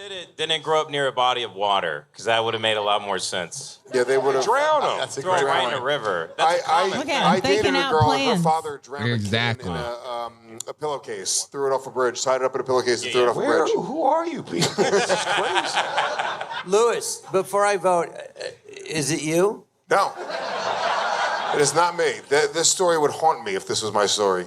Is it? Nope. It does haunt you. That's why you wrote it down. Nope. You would have heard about the time that my grandfather murdered a bag of puppies with a hammer, Jay. I don't remember things you tell me about what you did. You think I'm gonna remember what your uncle did in the fucking 60s? And also, you just said uncle and it says family member. I said of mine. grandfather. He said grandfather, and also Whatever it is. I'm assuming this is a Now it could be Jay all of a sudden, right? Who does everyone here think it is? Just if you guys could just in the chat while we're going through this, who do you guys think it is? Let's be real here. I just want to know. Just if you could, do me a favor if you're chatting, leave us a chat. Tell us who you think it might be. You know? Ben's a tryhard and had to make up a demented lie. They're already suspecting that it's goddamn Ben. They're already suspecting that it's Ben. You think this might have been a lie if he did say this? I don't know. I'm on the fence. It could definitely be true. Let's save it. Let's find out. Was it Ben? If you think it's Ben, let us know in the chat. It says killed. It's Ben grandfather's or John Lovitz' ex-wife. You're dead meat. Robert, did you deal with any darkness as a kid? I've always had a puppy. I've always had dogs, and no, I would not be cool with this. This is definitely not my story. Well, no one's cool with it. Somebody up here was all You're right. thinking the story says cool with it? Nobody's like, hey, I think someone in here is like, that was awesome. That was I sick. like that, dude. The way my grandpa hammered a bag of puppies to death was so badass and cool. Well, how were those puppies dressed? Bad word. My bad. If it was Well, in the Lewis's 60s family member, they would have stabbed him to death. Yeah, it's true. The person that did it could have been a kid in the 60s, grew up, fucked Jay's mom. It was easy. If you which were a is local why she Philly got radio divorced DJ, you were in. And that's why you have a stepfather, because your real father did it. Am Maybe. I wrong? Maybe. Checkmate. Maybe. I don't know. I'll say I've been podcasting with Big J for a very long time, 15 years. I've known Big J for over 20 years. I think I would have heard about his family member killing a bag of puppies with a hammer. Yeah, we would have jerked off ass to ass together to It's it. true. Oh, say it again, but slower. Whoever finishes first is gay. Did you use puppy blood for lube? Oh my God! One step too far. That's why we're not on Netflix. Yeah, too blue. Yes, stories like this are not getting us on Netflix. What do you think, Robert? You're being very quiet over there. I just don't know what to say, man. Definitely not my story, though. Who are you going to vote for? I'm going to vote for Ben. Ben's got the same weird posture he had last time I voted for him, and he's right. Well, I'm trying to give you room. Ben's got the same weird body language that I had last time I voted for him. Very suspicious. On top of that, Ben's all quiet. He's doing that like weird stare that he did when they did the double points and shit like that. Kind of nutty. Especially if this is in your bloodline. I'm trying to fucking lean away. My family wouldn't have needed a hammer. Oh, Jesus Christ.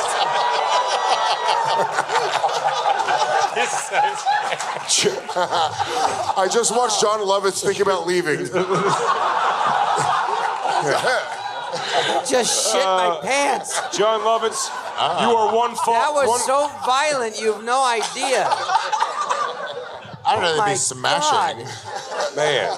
He hit the table. I felt my chest cave in. Yeah. That put the fear of 4 noogies into me. That was a real, on the bully scale, that was 4 noogies. Louis, what your grandfather's name was in Adolf? No. Adolfo. No, my Adolfo. All right, let's see if do I have another time code for when they actually tell whose story it is. Let's see. Both of you look suspicious. There we go. Let's get the votes in. Yo no sé por qué, pero muy pito a San Fuego. What the fuck? Dude, give John Lovitz your tan. Yo no sé por qué. Baruch Atah Delanai. How do I say this? You know what I said? I don't know why, but my dick is on fire. It's always No, I don't know why.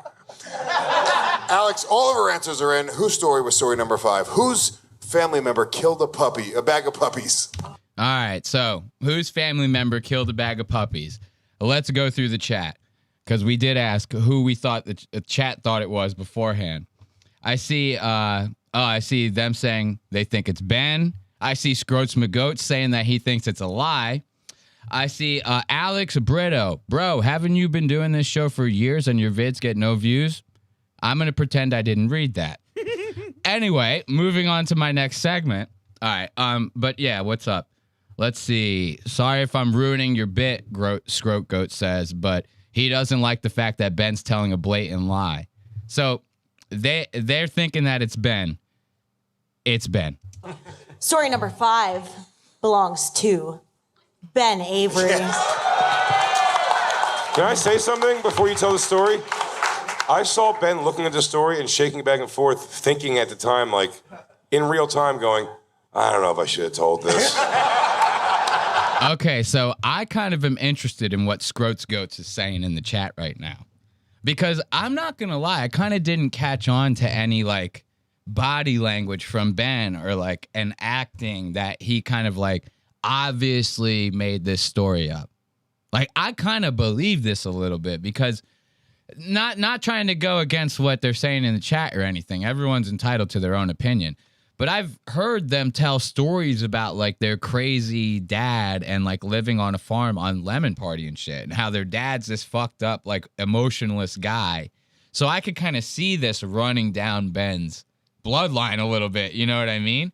But in the chat, they got Scroats saying that he thinks this is obviously 100% of a lie based on Ben's body language. What you got? Oh, I don't know about the body language part, but I mean, I believe that it could be a true story.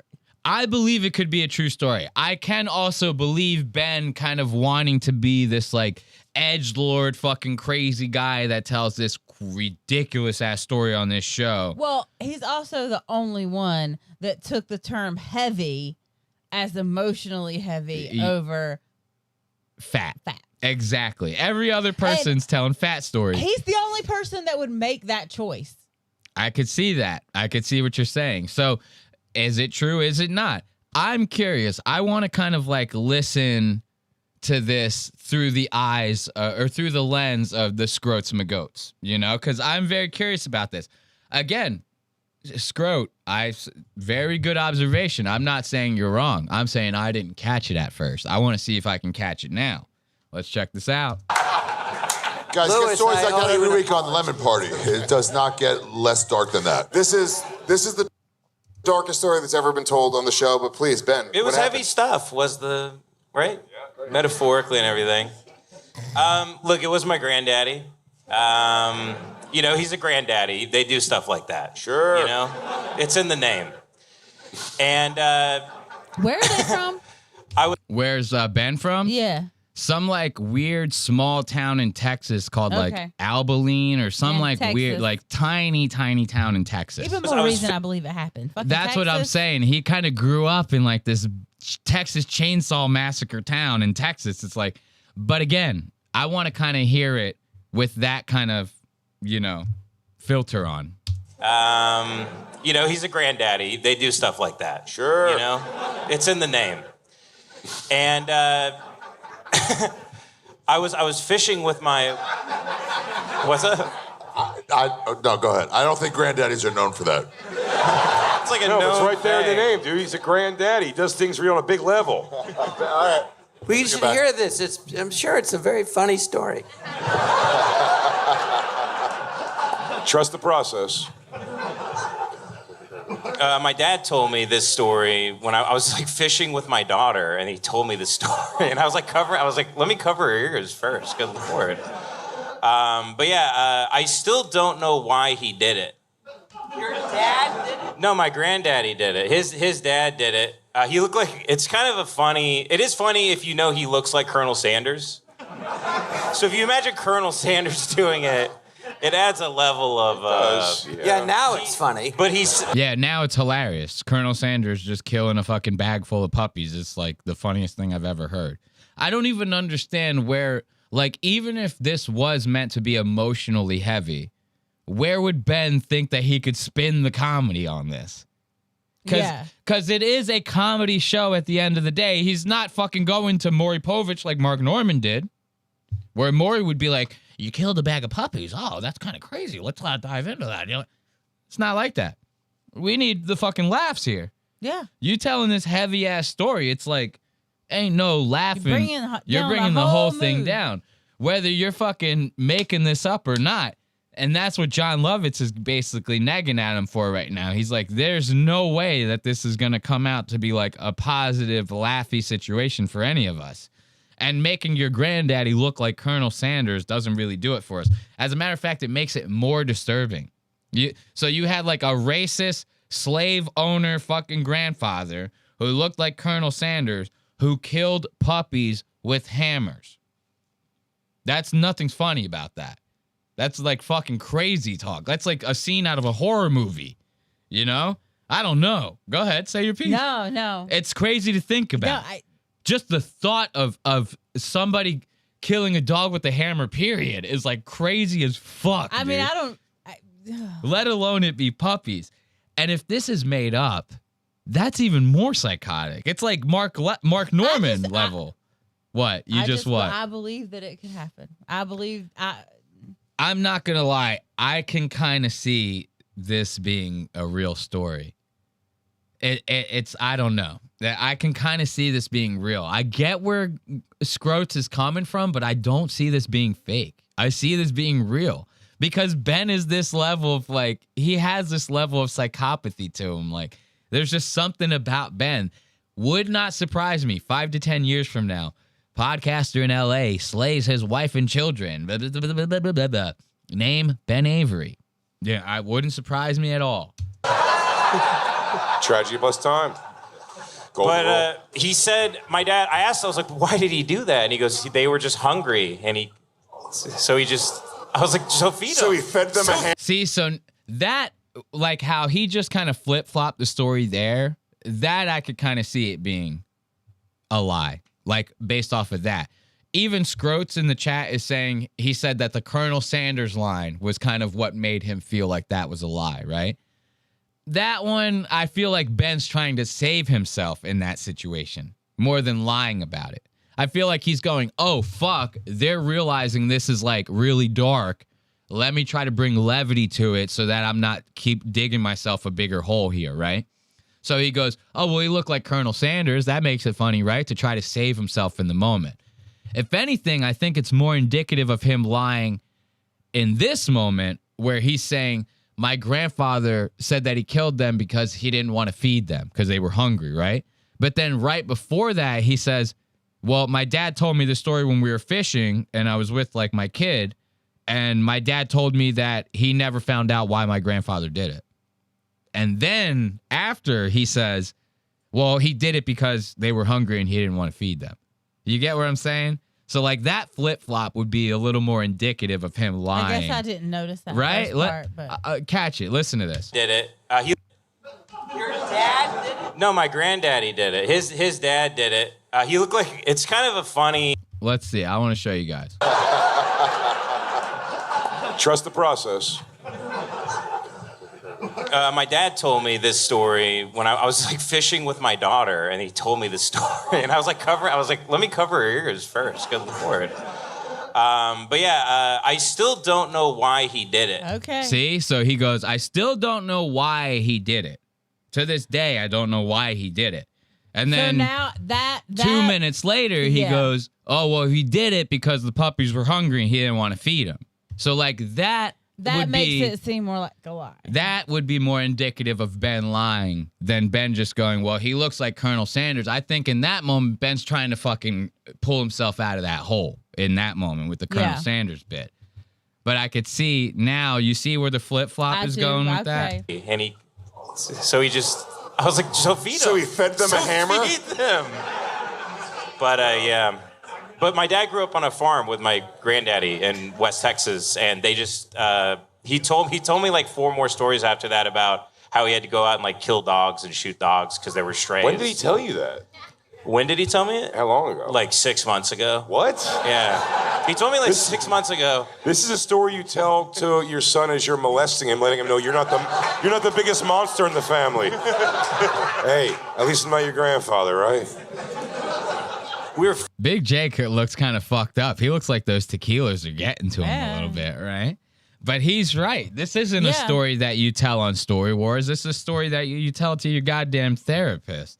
So let's give it up for Ben, because and his hammer puppy story. You know, good old Ben Avery.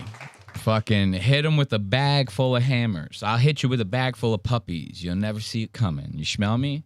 So we're about to get into our final segment. This is going to be Citizen Vigilante. And somebody sent me something on Instagram that I kind of wanted to check out real quick. But before we get into our last segment, we are going to take a little bit of a bathroom break. I got to pee, bruh. You smell me? So, before we do all that, I do want to make some announcements. Be sure to check out the Discord. We have that linked in the bio. Again, we had to fix the Discord link. I'm pretty sure it's working this time. I got it all straightened out. There was a different link for like everything. The description, the bio had a different link, all that. They're all the same link. They all should be working just fine right now.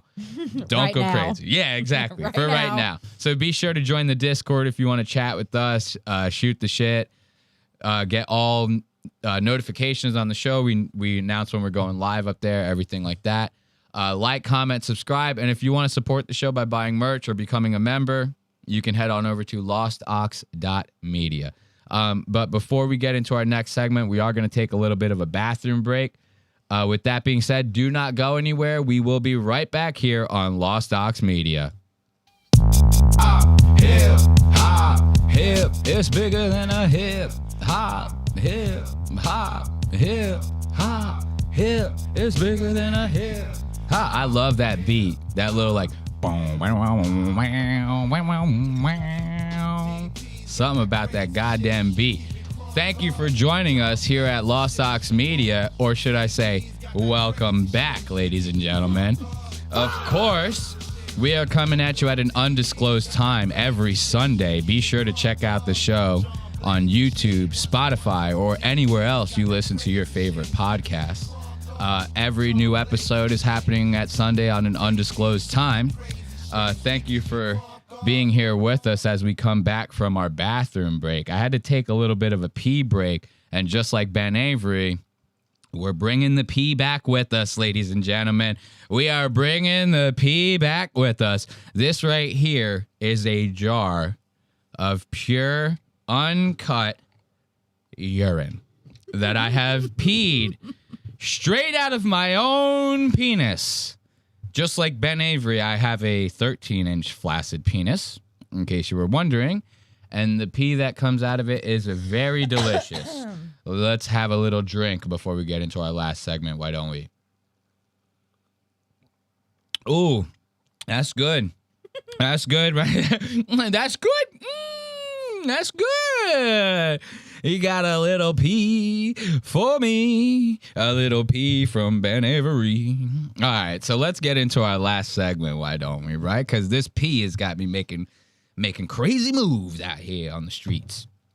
Our last segment's going to be this Citizen Vigilante over here.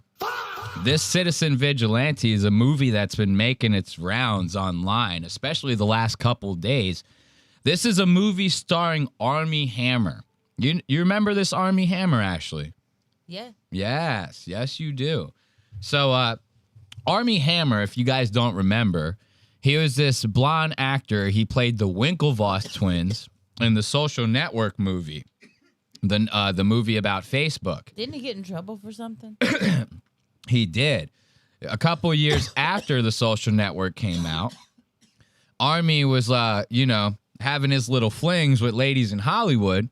And they were basically saying that Armie Hammer was like a goddamn cannibal. You know, that he was sending text messages like, I want to eat your heart. If I could chop you up into pieces and put you in a knapsack, carry me around with you, I'd be all over it. But here's the thing. Armie's making a comeback. And he's making a comeback with this goddamn Citizen Vigilante shit. This Citizen Vigilante is probably the craziest goddamn movie I've seen in a long-ass time. And it's getting a lot of heat. And I'll tell you why.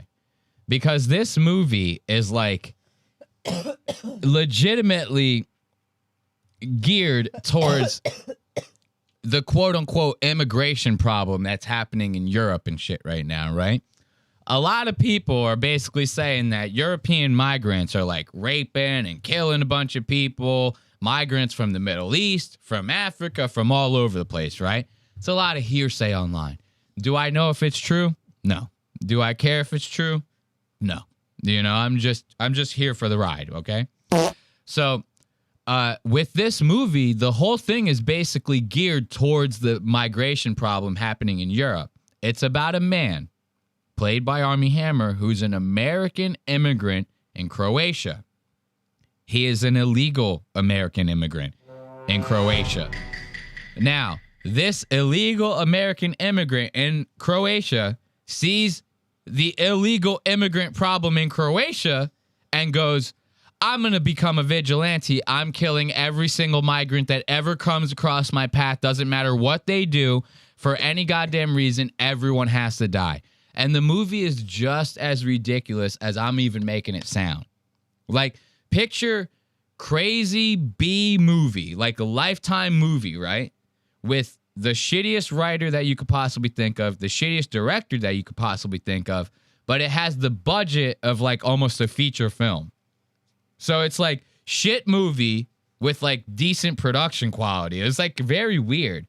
But the production quality is not that decent. Right. There's a lot of... There's a couple things. There's a lot of things. There's a couple weird explosions in there. It's the Couple weird explosion. mannequins get their faces blown up. there's a little bit of something for everybody in this goddamn video. I want to start the video by just kind of showing you guys the intro. You know, it's very, very weird stuff coming out of this intro.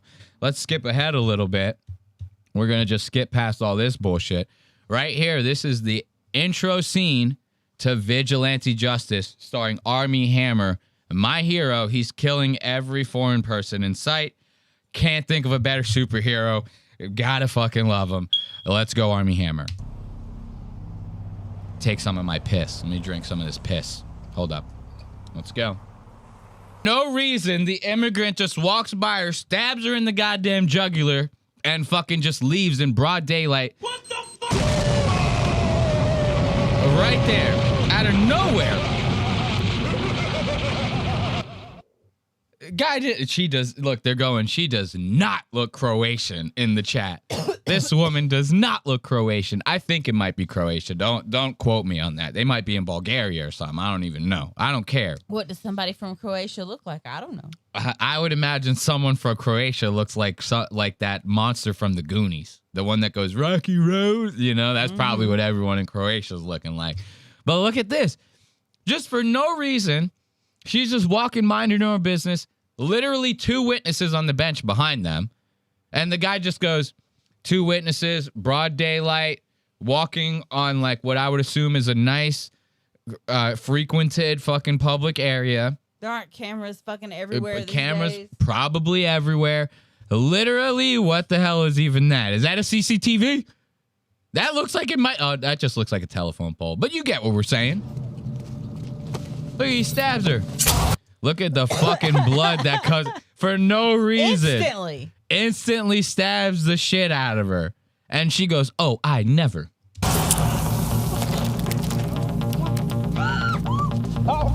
Look at the way he runs away. Did you see that? And he just goes, oh. Like, oh. He goes, run away. Be scared of me.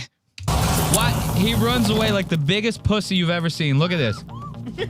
He goes, oh. I'll get you. Running with his arms down. Exactly. What That's the like hell? How I run across the parking lot to go back to my car if I forgot something. Exactly. That's the way you run when they go, you're not allowed to run here.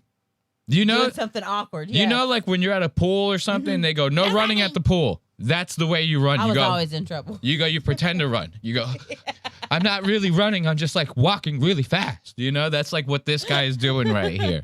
Or like in a mall or something, you know, like where you're not supposed to run. He does a run like this. Look at him run away like this. That's a lot of fucking blood. How much blood does this lady have? It looks like he might have done her a favor. It seems like he like unblocked a blood clot or something like that. It looked like that blood been aching to get out of that goddamn neck. There's a lot of blood for a stab like that. Look, in the chat, funny, they're saying, I mean, it's this situation that just happened is really not that far off from what actually happens. They're saying that. They're saying in the chat, they're like, it's kind of like how it actually goes down. No, I'm just joking. I'm joking. They're saying that the monster from the Goonies is not far off from what Croatian people actually look like. I'm joking. You know, I'm say joking. this, but I read it the way you described it. Did you read it the way? Did. Ah, you could see. Look, let's give it up for this lady and that goddamn, that guy, the way he ran away like that. Oh, I forgot we're doing the, forgot I have the time codes written over here. I don't have to exit the full screen. So the next one, I want to show you guys this whole thing, right? He starts, well, actually, let's skip ahead a little bit. I want to show you guys like his speech. He does this like crazy speech and he's like getting ready to do like vigilante justice. Is that weird? Watch him start getting ready, dude. They don't cut to it. There's like this long ass scene I remember where he was like getting ready. He was like putting silencers on all the guns and doing all this crazy shit. Let's go to the next time code. So now when somebody, like when something happens to someone, let's say a migrant like sexually assaults a girl, right? And they like let the migrant go and it's a news story that he finds out about. He like goes to the girl's house and starts like asking them questions like, what would you like to happen to the people who did this to you? You know? And they're like, what do you mean? Like, I would like them to go to jail. He goes, yeah, but you don't want them to go to jail though. It'll take a long time, the trial, they might let him out. He's like coercing her. Yes. Like, well, I could just kill him You know, I could just kill the guys for you. You know what I mean? Like, we could just do that. It's like the whole thing. Look at this. Awkward justice. When he actually goes to talk to like these families and shit, it's like the most awkward shit in the world. We're going to skip ahead a little bit before we actually go to this raid scene I want to show you guys. Awkward justice is nuts. What was that? 5423 is awkward justice. 5423. So now he goes to this woman's house, this young lady's house, like a 14-year-old girl. And she was sexually assaulted by like 6 different like Middle Eastern guys or something like that, right? Yeah. It was like a gang. Apparently. Yeah. Army's character is not connected to this in any way. He's not like a lawyer. He's actually like a slumlord. He's like a landlord that owns like a bunch of different buildings, and he's a huge asshole about like the rent and getting people evicted, like all sorts of shit. It's kind of crazy. He has no connection with this young lady who gets sexually assaulted, yet he goes to her house and acts like this. This is actually nuts. Oh, don't do this. It's going to like make me like refresh the goddamn thing. For some reason, if you like, if I'm on X for some reason, if I stay like paused on something for too long, it like fucks up the flow of the whole thing. So what were we at? 5423? 5423. I don't have to answer your questions, man. This is bullshit. The daughter's sitting back there like Ivanka Trump. She's like, I do not speak no English. Okay? The dad's over here. I don't have to answer your questions, man. This is like bullshit, man. This is like crazy, man. You're even sitting on my property, dude. I'm about to call the police and sue your ass. The daughter's like, please make the justice happen to the people. Wait. No. There was no justice.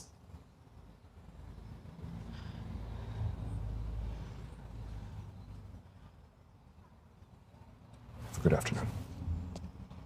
Have a good afternoon. Just leaves.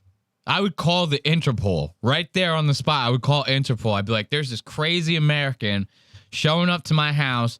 I don't even got that heavy of an English accent. Y'all might have to investigate me, you know? But I definitely want you to investigate this goddamn American real quick. I got to show you guys the raid scene. So now the cops start catching on to the shit that he's doing, right? Oh. And they start catching wind of where he might be. They go to raid his goddamn apartment, and wait until you see the goddamn shit with this raid scene. This shit was nutty, bro. What is it, 4316? Look at this. They go to raid this guy's shit, and he blows all these cops to smithereens, right? But wait until you see, like, the dolls that they use for the special effects. When people get, like, shot in the face, their faces explode, but there's, like, gas coming out of, like, their heads, like smoke. It's like, like, a head never does that. Like, if a head exploded, it would not do no shit like that. It has a fog machine. You have a built-in fog machine all of a sudden. Your head blows off, and your body goes like a fog machine, just starts blowing out smoke. I don't think so. Wait until you see the special effects in this raid scene. Fun. That was the jump scare one. Dude, his whole fucking face, like how is there even that much guts and whatever in your face, whatever it's gonna be? Like, is there even that much matter in your head that comes out like that? I don't know. This was like a game of like fucking, it was like, I don't know, like a waterfall of face that just came out of him. Look at that. Like, what the? That's a lot of meat, bro. That's a lot of meat. That's a lot of stuff spraying. It's a lot of meat, You're dude. like right in the neck. Holy hell. And the gas is coming. Look at how much smoke is coming out of this guy's fucking head right here. And the whole face is like hanging on like this. Look at it. It's like this, hanging on when he blows it up. Watch this. This is funny as hell. Look at this. Well, bam. Dude, that's a lot. Nobody has that much face. Nobody has that much face in their whole shit, bro. Nobody. And watch right here. The whole entire face is just flapping off of the fucking chin like that. Watch. And smoking. The smoke that's coming out is so funny. And the music, all of it together is so fucking fun. White, dude. What's that all about? You know, you can't be killing the cops if they're white. We don't like that. We don't like that at all. All right, let's go to the next time code. The obvious needle is the name of this next time code, right? So that's just a taste of what kind of justice he's dishing out. You saw him kill all the fucking foreigner, like, drug dealers. If the cops are getting in his way, he's mowing them down too. All right? He's going to show up to your house, awkward as hell. He's going to be like, did you get justice? No, I'm going to get justice. And then he leaves. That's his sign. That's how you know he's going to leave and kill like 35 immigrants on the way to his house, you know? In this next time code, he's about to try to kidnap this judge that let these migrants get off, right, on this crime. And that's where we come to see the obvious needle. This is 1 hour and 5 minutes in. There we go. 1 hour, 5 minutes, and 31 seconds, right? This is the obvious needle. Wait until you guys see this.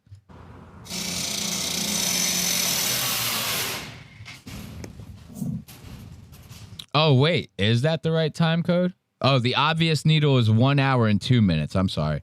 My bad. That's a good one, though. The obvious needle is a good one. That one's also a good one. Yeah. 1 hour, 2 minutes, and 15 seconds is the obvious needle. Wait until you guys see this. The obvious needle. Look, this is the judge coming down the stairs. So this is Army Hammer's mark right here. This is the guy that he's coming after. Now, remember, we just got done watching a scene where he offed like 9 pigs, you know? So, naturally, he might have stole one of their goddamn uniforms because you're about to see Army in a goddamn police outfit. Check this out. The needle right there. Now you see Army is sitting there, dressed as a cop. He's got a needle behind his back, right? And I bet you're thinking to yourself, ain't nothing obvious about that. He's got the needle behind his back, right? Why would the judge see it? And cops stand like this all the time. You see a cop standing there like this with their arms behind their back. It's like proper Army stance kind of or some shit like that, right? Yeah.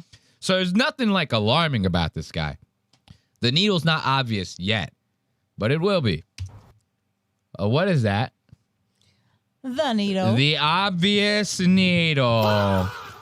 My man couldn't even fucking keep it together for 2 seconds while the judge was running up on him like this. He had to turn. He might as well have just put his back to the guy. Like, how, if you're the judge, look at where the judge is staring. The judge is literally staring right in the line of the goddamn needle. I would see that and go, that guy's not a cop. And I would walk the other direction fast, like real fast. But this guy, what is he, on his cell phone or something like that? How do you not see the needle? Look at the obvious needle. Watch this. Bam. Army gives up his whole position. They still use the take, too. Judge Reinhold. Who are you? Here from the Chief Inspector's office. We have new information that's come to light. Got his ass. From the Chief Inspector's office, we have new information, but gotcha. Get in the car, bitch. The obvious needle. I couldn't believe that. I go, this is real? Like, they're using that take right now? It's literally, that'd be like if Jason was standing, he had the axe behind his back, and he just goes, you go, you got an axe back there, buddy? He goes, what, this? No, it's not an axe. It's not an axe, you know? It's not a needle. It's not a needle. Sorry. Now, what do we do? Oh, the explosive screams and the car off the road. This is funny too. I'm gonna show you guys a little more special effects and how fucking crazy the pacing of this movie is. Like, we're gonna see this scene right here. What is this? 105:31. 105:31. This is the explosive scream. This is very, very funny. Check this out, guys. So right now, they're going back to where they went to try to originally raid him. They couldn't get in there because he blasted everyone to smithereens, right? Now let's check. They're about to bust into the goddamn joint and see if they could find all of his treasures, give them some clues on where this guy might be, right? And the car just blows up in the back. That was insane to me. Yeah, but then the blow-up explosion is just ridiculous. It's so fake. It's the fakest looking thing in the world. But that wasn't the only ridiculous thing about this. So for him to go, most people are sheep. They'll just follow the rules. Here, let me show you. And within 5 seconds of veering off, this car is already flipping into a ditch and exploding. It's like a mushroom cloud of explosion behind him. And the craziest part is about all this guy is like doing all this vigilante shit to migrants that like rape women or like rob people or kill people on the road. And then he just goes and mows down like however many innocent people he wants. It doesn't even matter. He goes, here, let me show you. I'll just kill someone right now.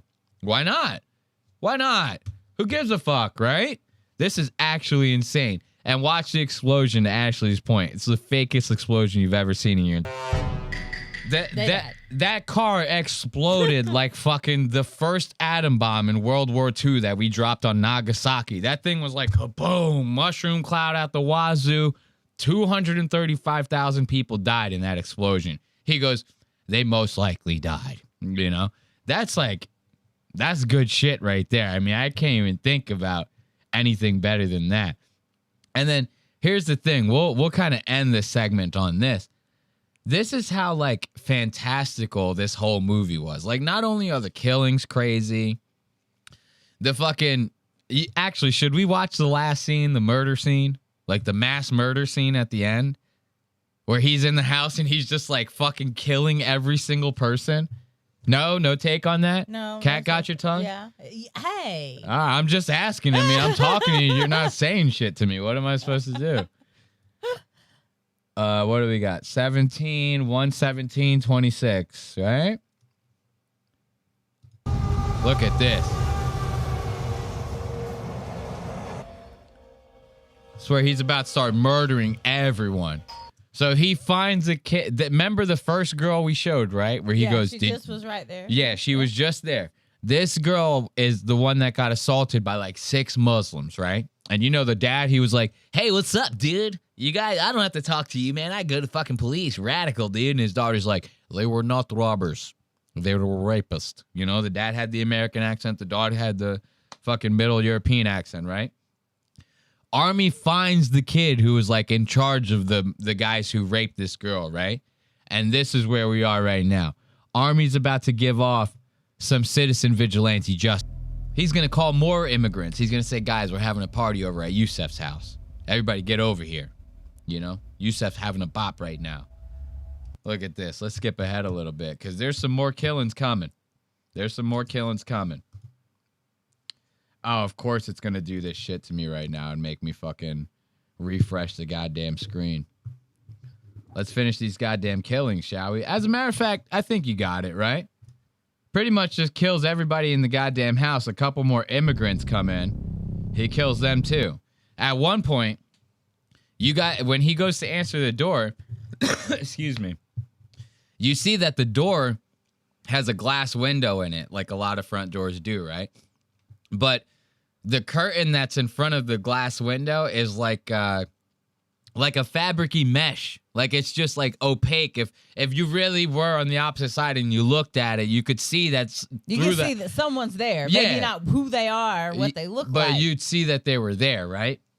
At one when he goes to answer the door, the 2 new people come to the house. He puts the gun to the door as if they can't see through that. Like, we can see through it with the camera. Right. Like, we're looking at the people on the other side. And he's going like this with the door, and then he goes to open it, and he pulls the gun out, and the guys are, like, actually shocked. They go, where did that gun come from? It's like, my guy, if you were just looking through the goddamn window, you would have saw my man was coming with the gun. You would have ran away before he even opened the door. I would have been out. You know? That's just me.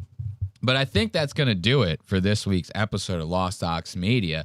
Got a little carried away on that goddamn citizen vigilante section, but I'm telling you, ain't no other way to end a goddamn segment if you ask me. I'm going to find a good little song to end on. What would be a good song to end on with this? I got to find something good. Ooh, I like this. This looks like a really good one.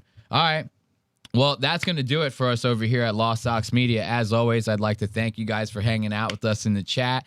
We had some big hitters today. We had Panoramamus, Chester Berry. We had Scroats McGoats, the One Lung, fucking all these goddamn people hanging out with us. We love all of you for sticking around. As always, tell your friends, family about the show. If your grandmother's on her deathbed, I want her known about Lost Ox Media. What else we got? Like, comment, subscribe. Tell us what you think about the show. And as always, you can support the show by buying merch or becoming a member over at lostox.media. We're offering discounts on merch if you're a member. You can buy the original merch line that we dropped when we first started the show, which isn't available to the public now. And then you get the episodes full uncut. You get the waiting room music, you get the break music, all that. Because normally we'll cut out the waiting room and the break music from the shows because YouTube gets crazy about the copyright music and sometimes takes the episodes down. But until next time, I will see you guys next Sunday. Be easy until then. I bid you adieu and I bid you farewell. See ya. Oop, that wasn't the right song. This was.